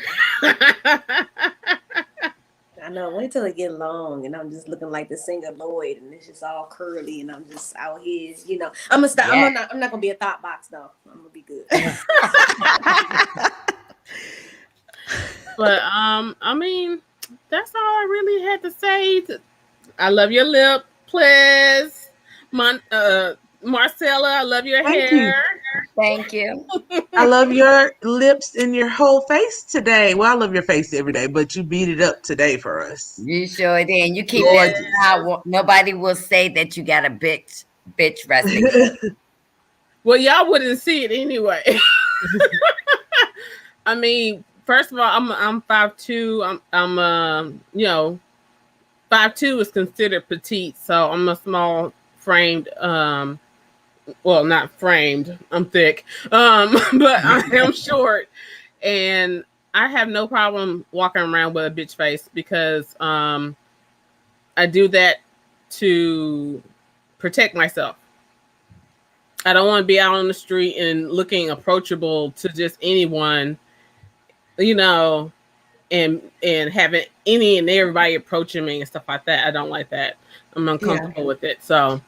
Mm-hmm. Well, we have fingers, honey. We have fingers. Thank you for calling in, PC. Have a good night. I Good night. Bye. We forgot to talk about Saweetie and Quavo Oh, and the Lord. elevator fight. Oh Jesus! Let me stay off So the elevator. we I don't want to be on Can the you lead the elevator. way on that? Can you talk about it? Because since just we're give us done synopsis. since we're done with Derrick Jaxn, that Yes, I'm bastard. tired of him. I didn't get to say my 2 cents on that, but Oh, go ahead and say we that. no. Well, you know, it just, you know, he's a mess. And I heard the interview that they were doing, and it's ridiculous. And that chick that's running interference, she's trying to be a potential side chick. She's auditioning, she's stepping and fetching, and she's doing everything she can to, you know, get him on her elevator. So since we're moving on to the elevator and moving on to more significant things besides that reject of that dude that wanted to be on CNN so bad, I hope his book sale plummet and it drops, and we see him in a cardboard box in a few years. Anywho, Quavo and Saweetie, that was a domestic disturbance, not domestic abuse. It was she was wrestling with him with his things. He was trying to leave, and because you can tell, because there's a backpack and a game council a consultate, you know, that Call of Duty. yeah, and it's orange, and people thought it was a suitcase. Now I thought it was too, because I'm not a gamer like that. Until ironically, a woman had explained it. I'm like, oh wow, I'm not a gamer. I would never do that. But she was trying to wrestle him, and he snatched her in the elevator, because you got my stuff. We all going in the elevator together. Right. And she fell backwards, and then she stayed on the ground, and he looked at her like she's a scum of the earth while he looked her way. He looked the other way. Then he looked at the camera. He like, oh, snap. He looked away. And they stopped at the floor with a guy there. And the guy was like, he was like, oh, I'm not getting this elevator. He probably felt the whole aura. And then so the doors closed and they went to another floor. I don't know, they went back to the floor where she was at. But she got up, and then all of a sudden she start limping. Right. And then everybody ran with the story, because they had like a skit, you know, they kind of skimmed it off to where when they pulled it, and it made like he pushed her in the elevator. So they try to give that illusion. And I found it very funny because it's from her apartment complex. He went to get his things, and you can see in the elevator, he doesn't hit her. He's taking his arm out and pushing her away. But that tells me that she doesn't want him to go. After everything she said about him, and he responded back, I can't lose you. I mean, these women are crazy. Listen, you'll get another Quavo. He look like his breath stink. He looked like a burnt ass piece of beef jerky. Him and all them fools with them tattoos. What I found ironic was that it slipped from her camp from a year ago. All of a sudden it slipped out and it was leaked, which I later found out leaked from her camp. Yeah, of course. Around the time that they dropping new music. Now I don't listen to them Upset and Guava and what's that guacamole take off. Turn around. I don't listen to because I don't have time for the music. The lyrics is trash, but the beats is good. That's about it. Yes. You know, I like stir fry. Wrap them under the table. It ain't even, but I'm just like, y'all need to stop. Black people, we need to stop this relationships goals mess. Please stop looking at these people on these photos, because you do not know what's going on behind them photos. And let's be clear, he been cheating on her with Upset and Turnaround the whole time they've been together. She just got tired of him cheating. He's just smarter about his cheating because he takes their phones and all of that. Shout out to Tasha K. She been exposing that about them. They just do it. The only one messy is Upset. I don't know why he's so messy with Well, she better thank God she not with Takeoff, because Takeoff be tearing girls up. Did y'all hear about him choking? Well, he got off. He got off. He got off. Yeah, in that case. His charges just dismissed. Oh, wow. No evidence. So, like I said, y'all got to be careful with these rappers. Y'all got to be careful with looking at things that y'all see on TV. Make your own relationship goals. Make your own, make your own. Stop looking at, because a lot of these things that you're seeing, they're all facades. And a lot of these people are put together for PR purposes. They just happen to get married and deal with each other. It's not supposed to be a real relationship. Who, And Cardi B? it's sad. Oh, Cardi B don't play with Offset, honey. Cardi Girl, B, she playing because she's still there looking like a fool. yeah, but she believes in loyalty, and she makes sure that when she's mad at him, he goes away and cannot get nowhere near her. She have her PR people say, I don't want to see him. I don't want to deal with him. And he has to drag his ugly tail back to her like a dog. Because she's his meal ticket. That's You're why right. he got to go back. She got the money, Keep honey. paying that child support. Good job, sir. Run the bag. Why are people not talking about Saweetie assaulting him first? Because when I watched the video in slow motion, they're outside of the elevator and she swings on him with an object. I mean, I watched it all the way slowed down, and he blocks her with his hand, and then she tries to swing on him again, and that's when he grabs her and pulls her into the elevator. It was like, it was like a tug of war, but I don't know. Plez, what are your thoughts?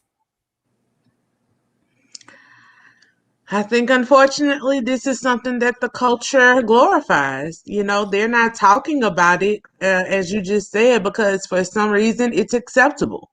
And we really have to stop this mindset. I don't care if the man is cheating, whatever. I'm not saying that it's not human nature to sometimes want to respond, but whenever I was in that situation, because people can drive you to want to put hands on them, I just would always remember, one, I'm not really no fighter. I think I've been in 2 fights my whole life. But 2, I'm definitely not a fighter of men. I don't care how skinny you think he is. I don't care whatever. He's a man and he is stronger than you. And the guy that I was with for 6 years, I think I did try to, I ain't gonna say I tried to fight him, but allegedly. It was no, not even allegedly. You like swung on him? He did some. No, I didn't swing. I can't remember what I did, but I always remember. I think it was kind of almost what she did, except he had some of my things, not his, and I was like trying to get them back. So we were like tussling. Yeah, and I knew at the end of the day, this man could body slam me, crack my skull, and it'd be done. But I was so I'm talking about, again, this is my 20s. Is that what? Yeah, Quavo and Saweetie are in their 20s. When you're in your 20s, you have that adrenaline and you're not really thinking. And it's like, I'm getting my stuff back. Like literally to the point where he had oh Lord Jesus, y'all taking me back now. He had a pickup truck and I hopped on the back of the pickup truck. Like I was going along for the ride, honey. Wherever we're going together. So don't do it. Like if it gets to that point, it's getting to that point before it gets to that point. So to the point where you feel the urge to get physical with somebody, where you feel the urge to grab it, whatever they have, let it go. You can get another one. It's temporary things, material things that you can get over and over again. Quavo, honestly, again, I think it was reflex probably, but let's be real, sir, you're a millionaire. You can get another PS5.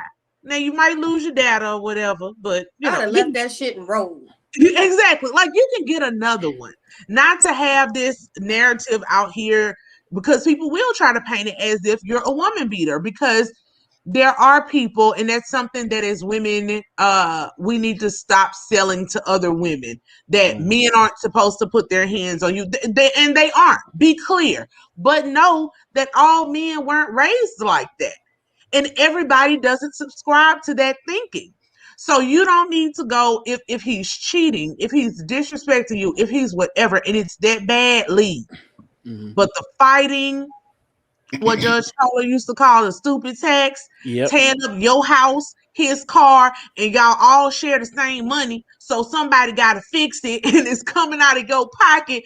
When all of that cloudiness wears off, you sitting there looking around with the broken vase and the feathers flying all over the place from the pillows, like, what the hell did I just do? Like, it's silly, especially if you're not going to leave.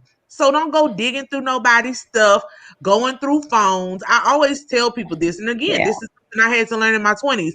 Why am I doing all of this if I'm not going to leave?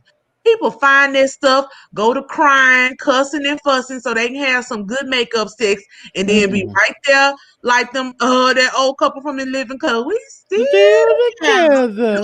And at that point, I'll give you once or twice to be young, but at some point you have to grow. You can't keep taking that drama into every relationship. It gets tiring. It's draining. And unfortunately, this is where the culture is. People think that this is normal because they know they boyfriend, them and they boyfriend fight like that every night. Well, she swung on him, but what he did to her, it don't matter what he did. Don't swing on people, champ. Like don't. Women, stop hitting men. Yes. We're not men, and the strength is not the same. I can't stand. Well, first of all, I can't stand all up in your face kind of woman with her man, and I'm gonna cut you down and embarrass you. Don't do that. I mean, if the man's a king, treat him like a king. Have the utmost respect for that man, especially in the public. Maybe behind closed doors, but like, come on now, you can't. Behind closed doors in the bedroom too, not in front of the kids. Don't disrespect your husband, your man, in front of the kids or his. It's not cute. It's not. Well, tell and my he damn holds that neighbors to break resentment in up. his. Huh? Sweetie is Gabrielle Union's first cousin. Oh, good for her. She still needs to stop putting her hands on men, though. And now she just needs to wait for him to go I to don't sleep. know none of her damn music, so she needs whatever. to super glue his peen on his leg. But you know what the issue was, and maybe I'm off on this, but Quavo did love Sweetie because this is the first girl he ever really just paraded around. Oh, yeah, he was sprung. And he was sprung, exactly. And guess what happened? He lost respect for her with all these Birkin bags. You got to buy me this, and she never had feelings for him. All she saw him as was a lick. And when he seen that, he said, "I lost respect for you," and he started cheating on her. But my thing is this with people: if you know the relationship ain't no good in the beginning, let it go.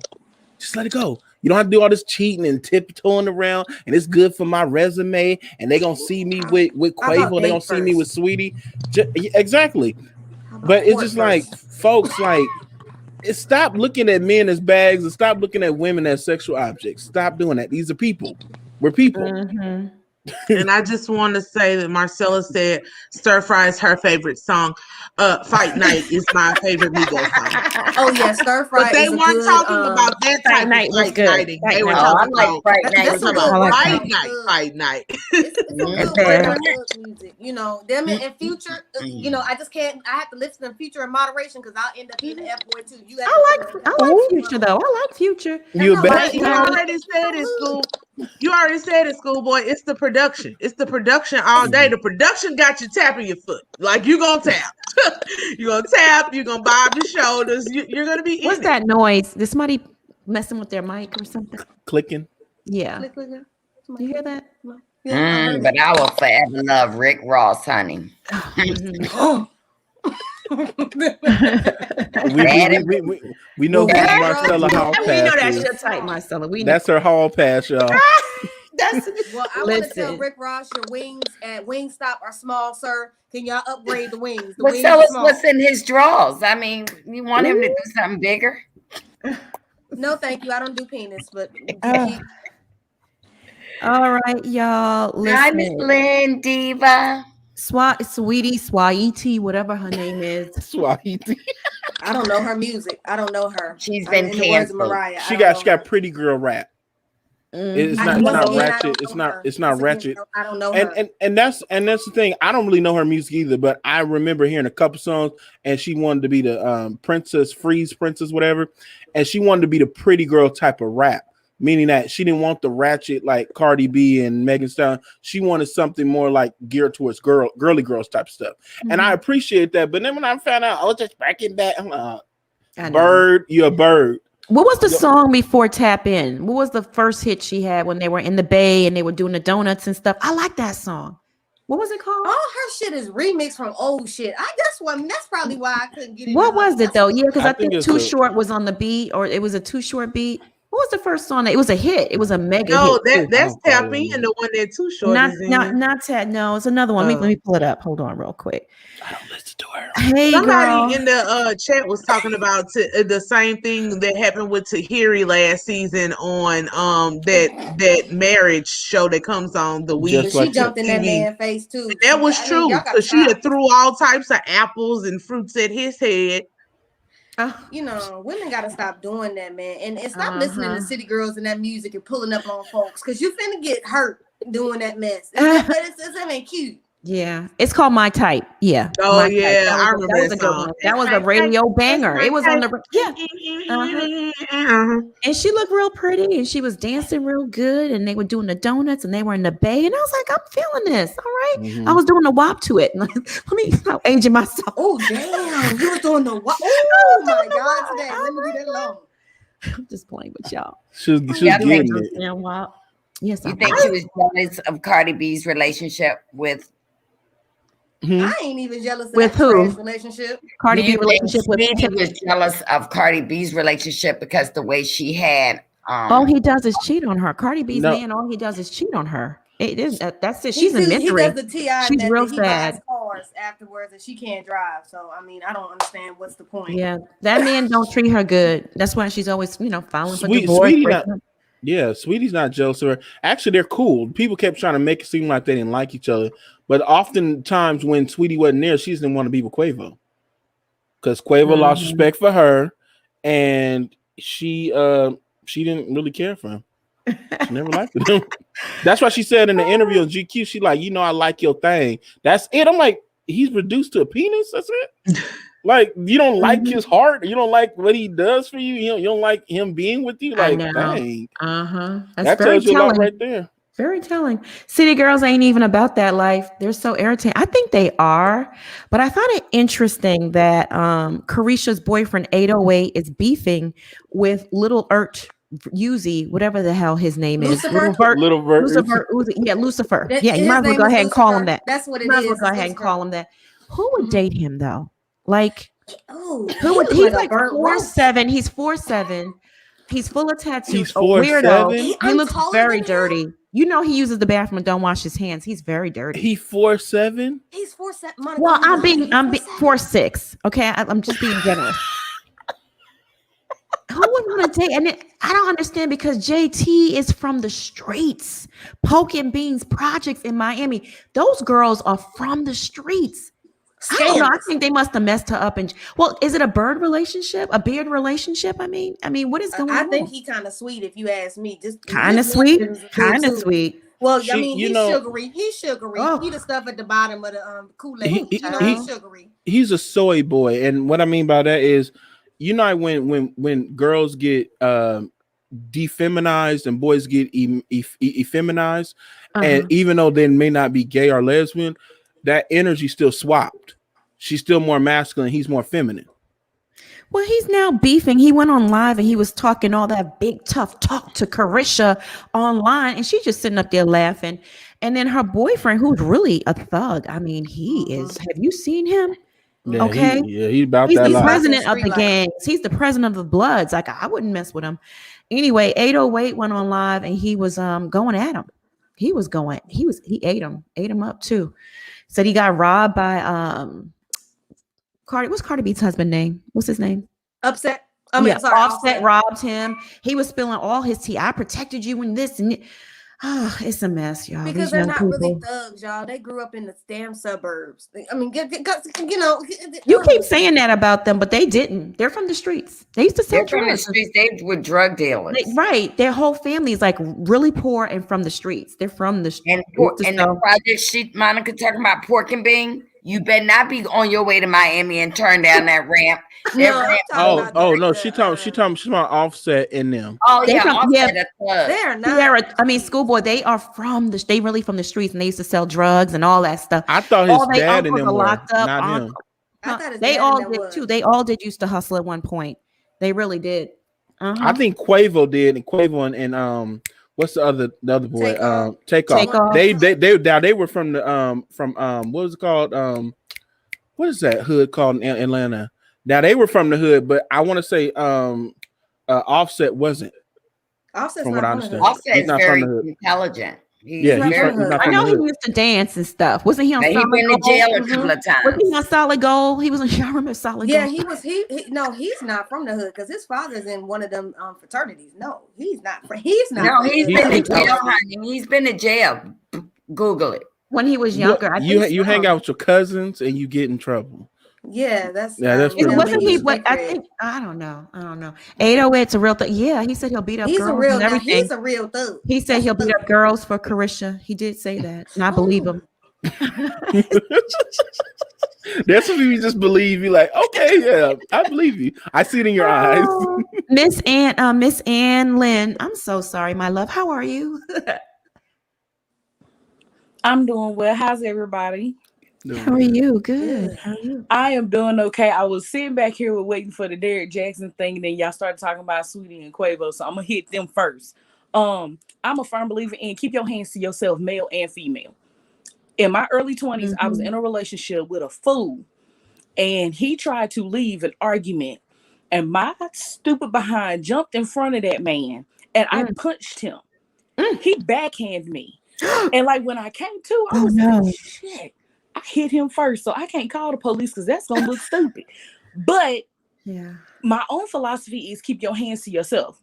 Like I'm raising a black son. And so I'm gonna teach him you don't touch nobody, you don't touch no female. However, if somebody else's child snap off and hit my kid, he got full permission to defend himself, and then I'm gonna show up to the school and fight the mama.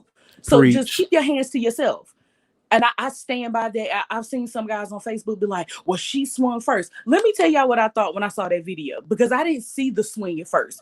All I saw was Quavo swoop around and pull her into the elevator. And my homegirl was like, well, what's your thoughts? I said, for all I know, Quavo was trying to save her from the killer.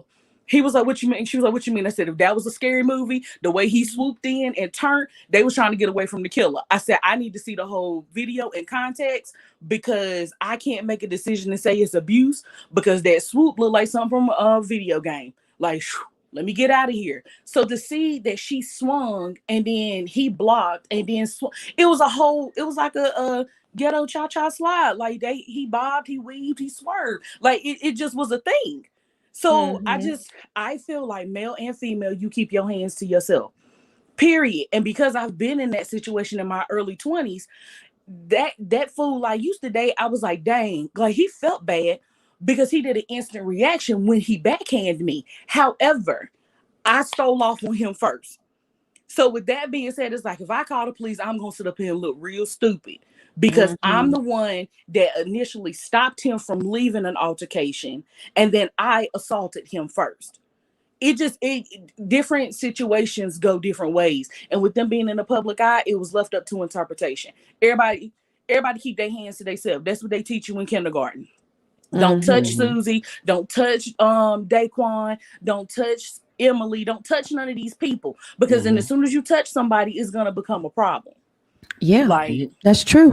Especially a man, especially, like you said, you came to, you'll never forget that, huh?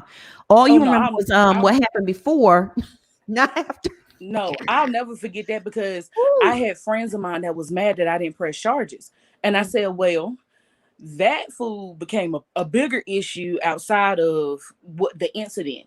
And for me, it was like, I know better.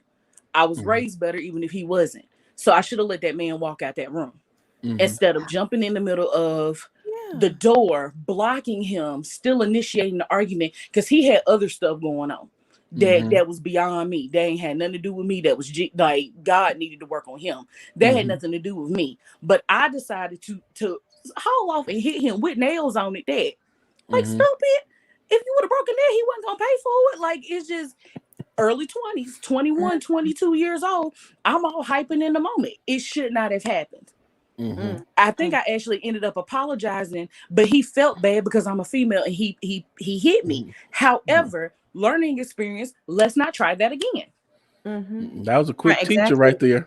Yeah, you'll never do it again. Trust me, you won't do it again. As far as this Derrick Jaxn thing, I did not realize how triggered I was going to be listening to him on Clubhouse. His wife is in the middle of a manic break. And I had a friend, God rest her soul, that dealt with a lot of mental health issues. And Mhm. some of the time I could tell when her manic was getting ready to happen, like I was her person. And I could see when things were happening, and I would have to refocus her, be like, hey, baby, is everything okay? Hey, do we need to call somebody? Things of that nature, like I was her person. And that's what I see happening with this woman. And I feel horrible for her. Like, is there nobody? Like, there's not even one childhood friend that could reach out to her and be like, hey, sis, I know we ain't talked in 10 years, but I'm worried about you.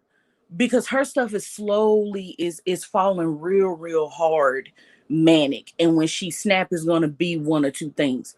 She hurts herself and those kids, or she hurts him, or she hurts him, the kids, and then take her own life because the embarrassment is going to become too much. And that's just like it eats me up thinking about it. That Clubhouse thing, I don't even know who that idiot was that was moderating it. I don't know if he copped a feel before they got on the Clubhouse, because she was defending him more than his wife was.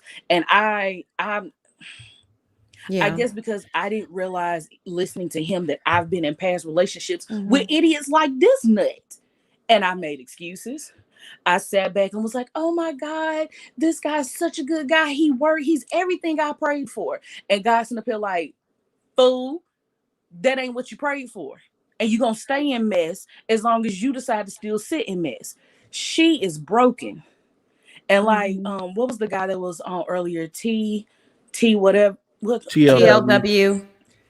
I resonate with that so much because as a single Black mother in the middle of a pandemic, raising a child by myself, some days, especially with virtual school, I literally had to be like, Lord, just let me get up and get my kid ready for school. Depression and anxiety is real, especially in the Black community. So I think that because of what this woman is going through, and I've been watching it, is very triggering, because it's like she can't even trust her own man. Like, you can't, you thought it was a good idea to put this woman on this platform, and then you sit on another platform, arrogant, proud. He's proud of himself. He loves this attention. He's feeding off of all this energy. And like, there are men I've seen on social media. There are men talking about, well, yeah, you see, y'all sweated that man, and now he a cheater too. No, I never believed anything Derrick Jaxn had to say, because it was too good to be true. He was too he had the good teeth, he had the muscles. Everything he said was like, oh, come on, reel in, buy into me. And a girl I used to be friends with, me and her would talk about it, and I said, something just ain't right about him. And she messaged me one day, was like, he got married. I said, married? When he get a girlfriend? I've never sat back and listened to anything like with some deep, oh my God, Derrick Jaxn is right. No, because he is a narcissist.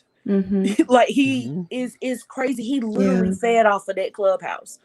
And people are just like, oh yeah, we see y'all need to, what did I see on the post? It was like, yeah, Black men don't cheat, but even if they do, y'all need to accept it. I said, but y'all wouldn't want that for y'all's mamas or your daughters or the cousin that you look at like a sister.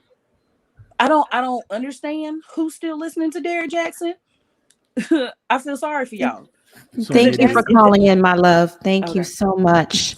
Y'all have a good night. Yeah, we agree with everything you were saying, but Yeah, these it people are just is bad. brainwashed. They're brainwashed, and they refuse to accept that this man is trash and he's a scammer. Agreed. Thank you for calling in. Y'all have a good night. You too. All right, you too. Bye-bye. I'm gonna add Queen Mama Bear to the chat. Hey, Queen Mama Bear. Hey. Queen Mama Bear. Hey, friend. Hello, everyone. Hey. I'm wearing my bonnet for a reason that's not Derrick related. I'm getting my braids in. Hey, Bishop. Hey, how you doing? I'm wonderful. I'm going to make this quick. Derrick Jaxn thing.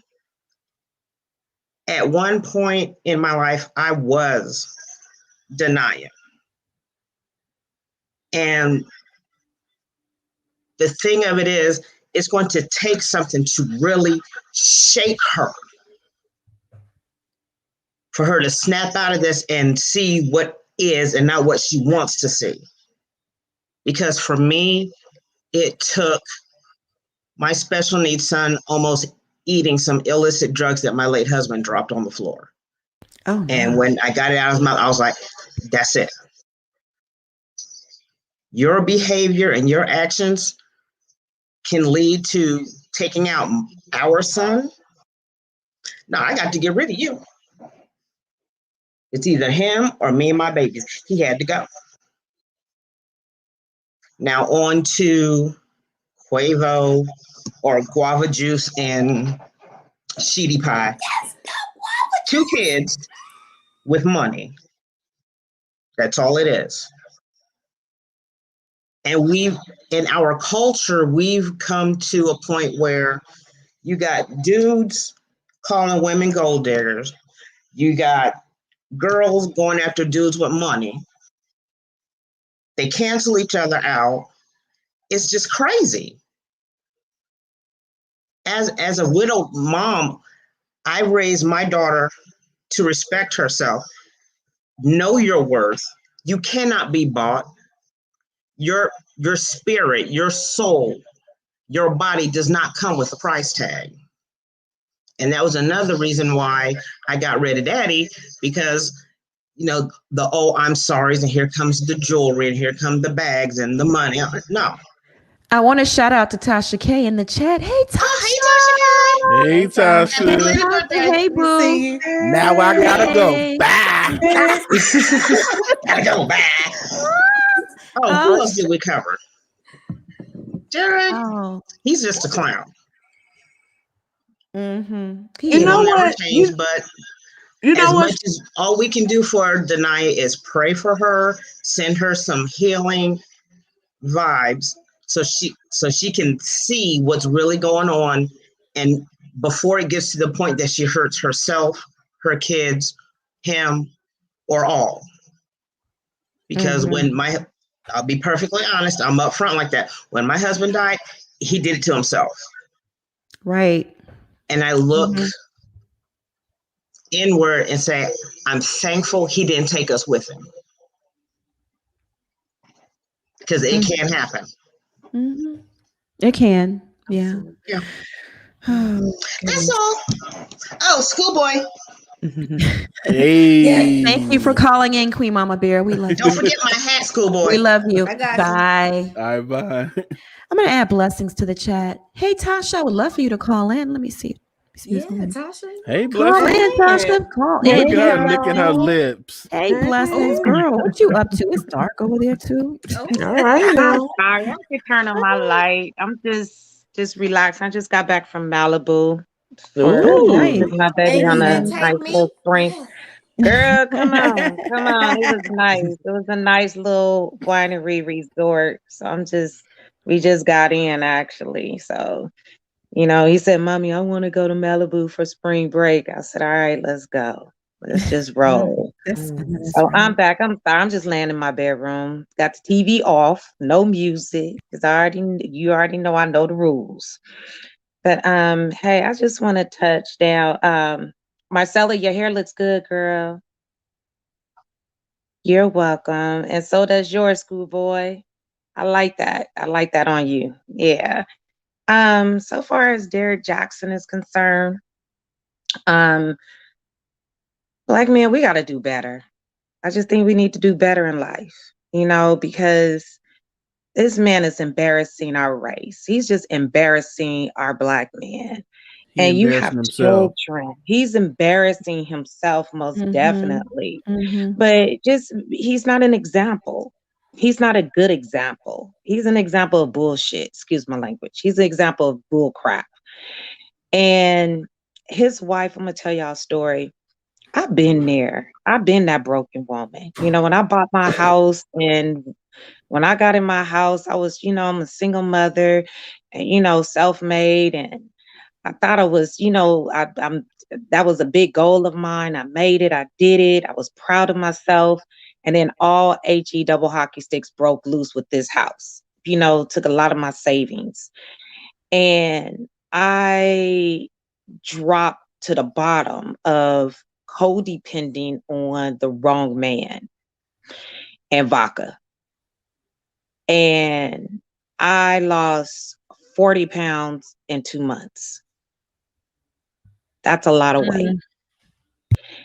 And I would go to work and my coworkers would say, you know, are you okay? And I say, yes. And I just say, back of my head just burns. And then say, because your blood pressure is up. Your blood, I like literally at night, my head will burn, the back of my head, because I was stressed and I was broken and I was down and I didn't give a damn. I would drink and not eat. And I would sleep. And there would be times where people, you know, it was one time where I had to wake up and my son's school was calling me. My son was calling, my oldest son was calling me. My mother was calling me. And I would sleep because I was drowning in my misery. So I cannot make fun of her. And I'm not saying you guys are, but I can't even judge her because where she's at, she is in a whole, I wasn't married to that man. She's married with children and we don't know her income. We don't know how she will survive, but I had a good village. I had people that loved the hell out of me and knew who I was, and they knew the strength of me, and they helped dig me out of it. I mean, they helped me. They allowed me to stand on their shoulders and they care for me. And I just pray that her village just comes strong for her. I pray that God just surrounds her with a great, good of friends that's gonna remove her from that situation, her and those kids, you know. But that Derrick Jaxn, that Negro can, if he was set on the freeway and he was burning up, I wouldn't even spit on him right now. I would not spit on him because you don't do this. You don't do it. You protect your wife.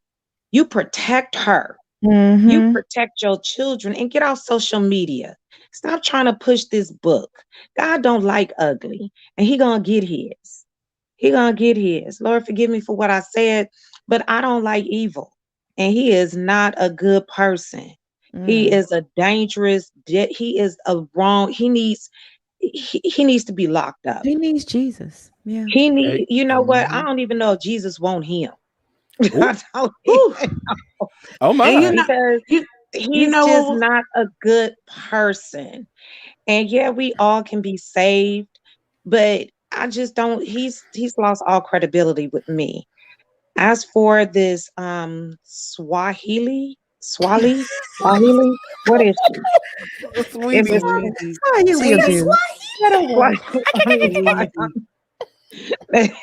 Whatever her name is, she need to change that. She need to change. Just call your name Sweets. You know, just something. You know, chocolate drop. You know, chocolate raisin, milk chocolate, something. Just all that sweetie. You know, swatty, whatever. And oh boy, I mean, again, you know, they're young, and we all been through some domestic disturbance. You know, I've never been through domestic abuse, but I've been through domestic disturbance. And leave it alone. But you know, who are we to judge? I mean, not judge, but who are we to say? Because I think we all been there in our 20s. You know what I'm saying? We learn as we grow. And once we grow, we know better. You know better, you do better. So I just pray and hope that them two just, you know, they end up learning from this and move on in relationships that's going to help them be better people. You know, that's going to give them the desires of their heart.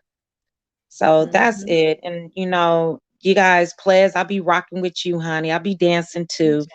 You know, Bishop, you dope. Thank you. You stay dope. You I know what I'm appreciate saying? that.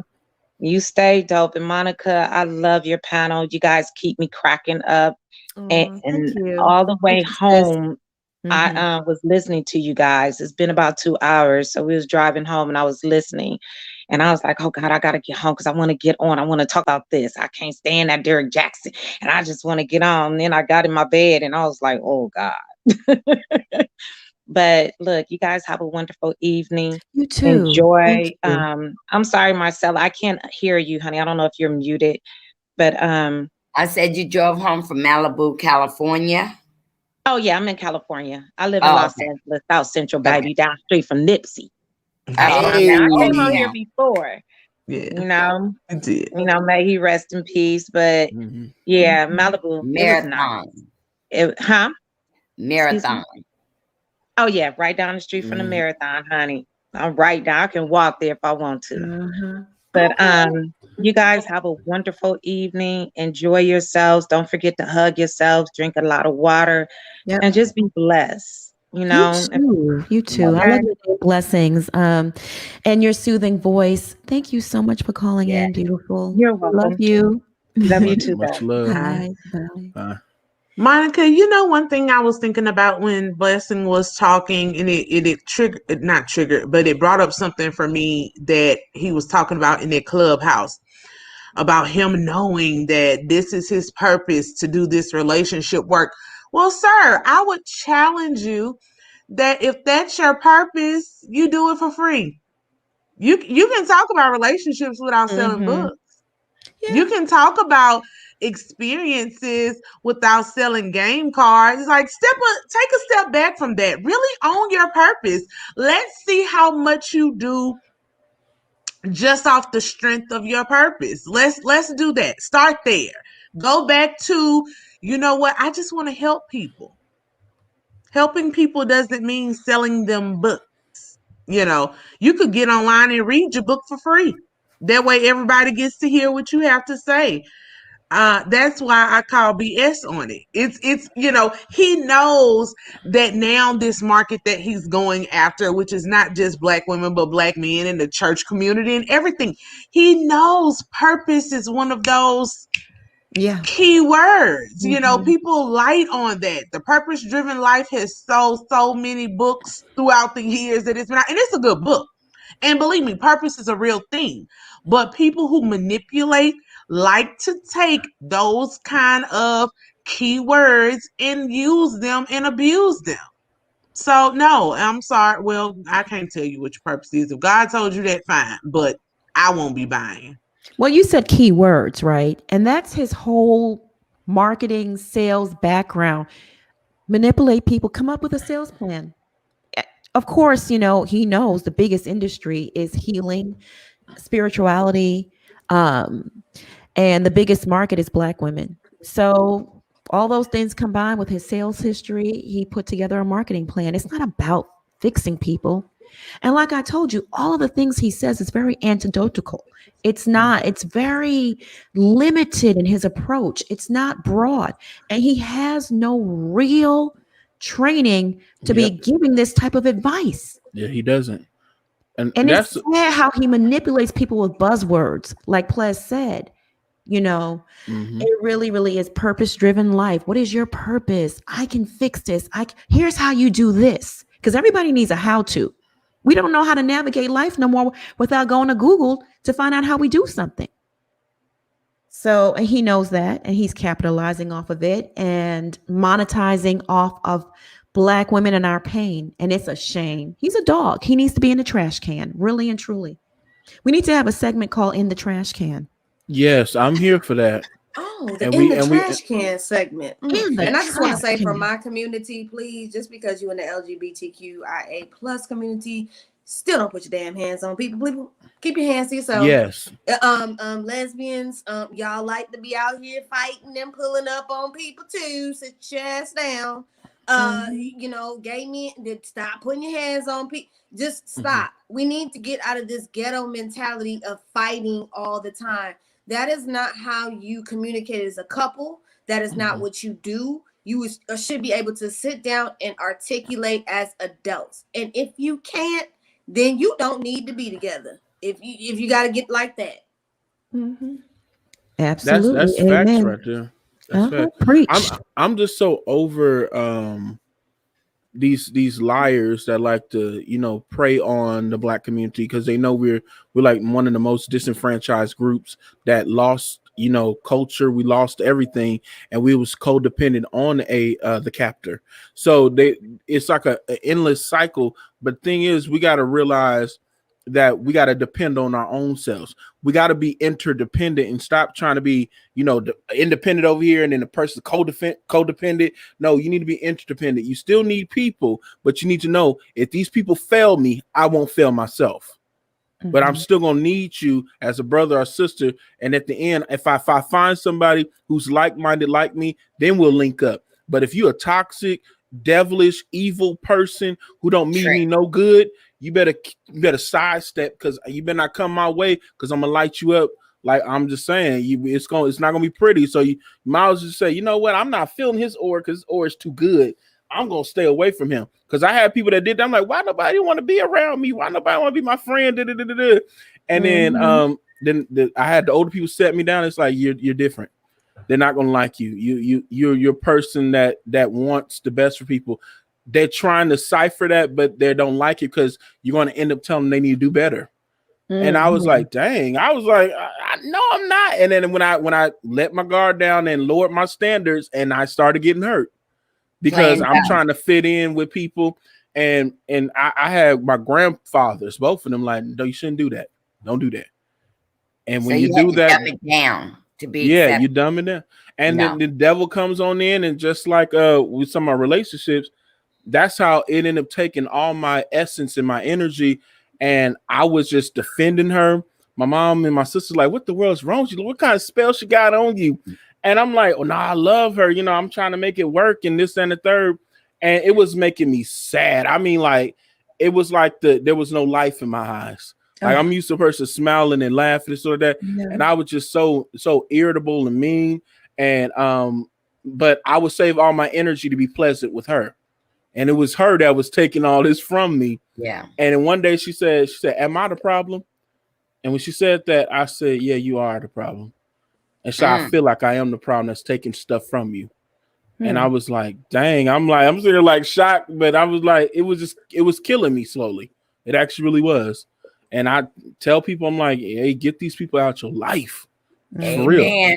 Toxic people. I've done that too, Bishop. I know how that is. They'll drain. They will drain the orifice up out of you until the point that you almost damn near zombie like. They just take everything out of your cup. Yeah.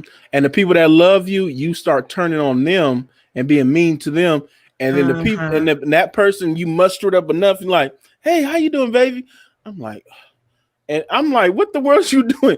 I remember hearing the older person say, like, you need to turn the gun to the person that made you mad, not the people that didn't do nothing to you, but the person that rightfully deserved that bullet.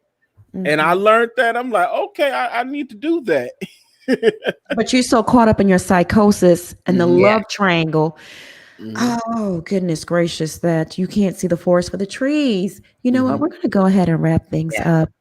I just want to shout out Tasha K again, because I absolutely love that sister. She broke this story. We wouldn't be here thank today. You for dragging his ass. Oh, Lord. We wouldn't be here today if she hadn't from Twitter to Instagram. She hadn't got into his ass and dug up these women, praise God, and revealed who he really was. And the world needed to know. He's a scammer.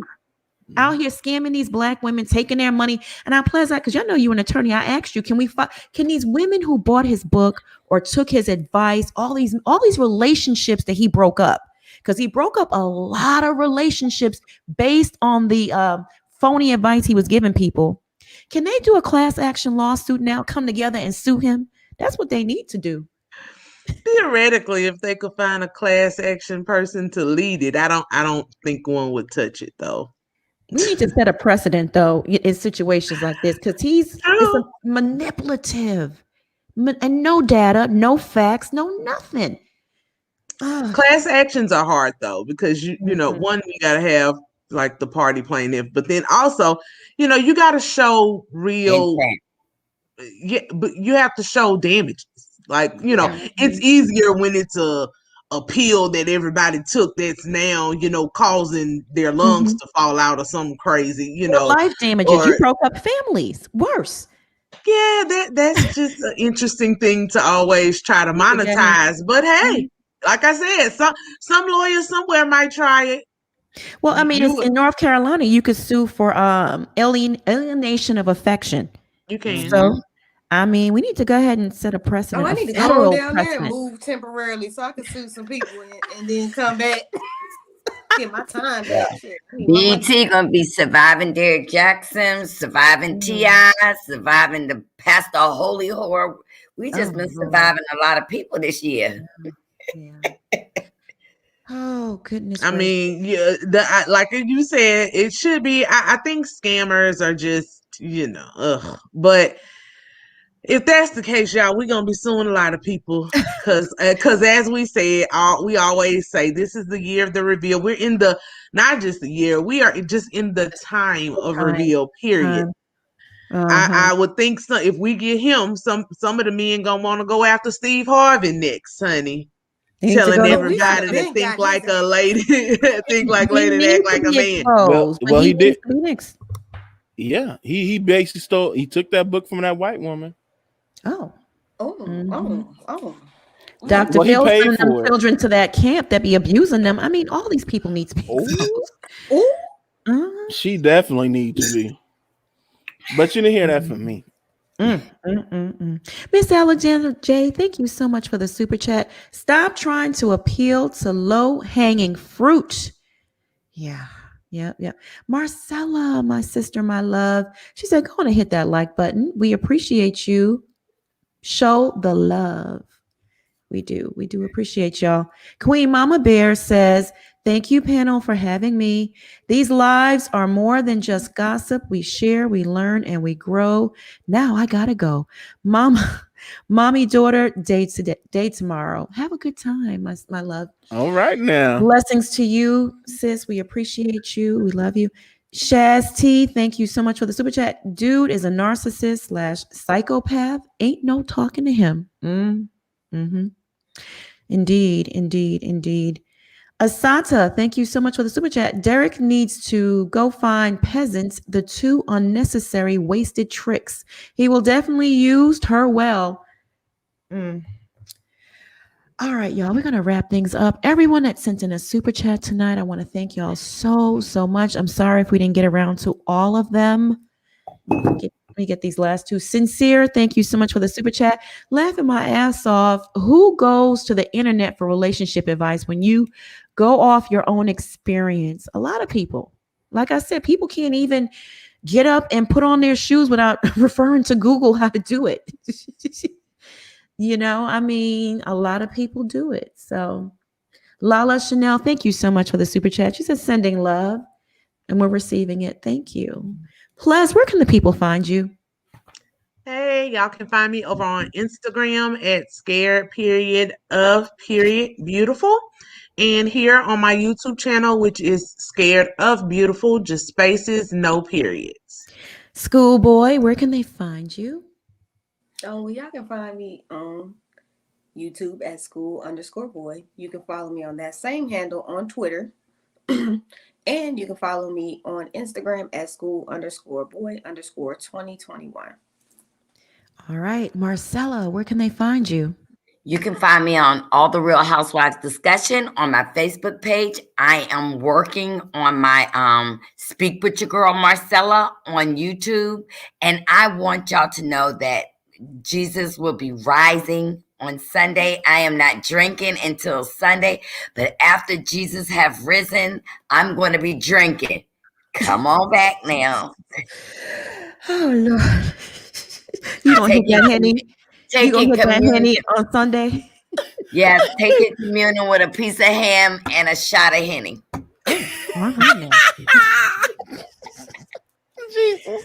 Jesus. No. That is so funny. No. Oh, my God. Bishop, where can they find you? Well, you can find me here on YouTube, binding and rebuking and slaying the emotional demons that try to take from your soul. And we will be exposing them. And also you can find me on the Twittergram, which is Instagram and Twitter at Bishop Red Pill. All right now.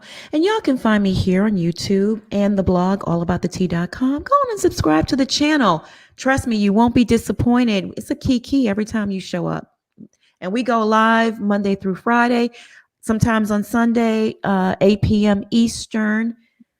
Teacups, thank you for tuning in tonight. We love you all. Mods, thank you for holding down the chat as always. Everyone that sent in a super chat or a cash app, I want to thank you for helping us keep the lights on. We appreciate you so much. I want y'all to stay safe and be blessed and have a happy Easter. All I right? love my panel. I love you all. I love you guys. Schoolboy, We love kiss, you We kiss, too. love you too. We love Love you everyone. too. kiss. Schoolboy. We're gonna Panel- talk afterwards. Yeah, panel, just stick around. I'm gonna end the show. Bye, Okay. bye everyone. Bye.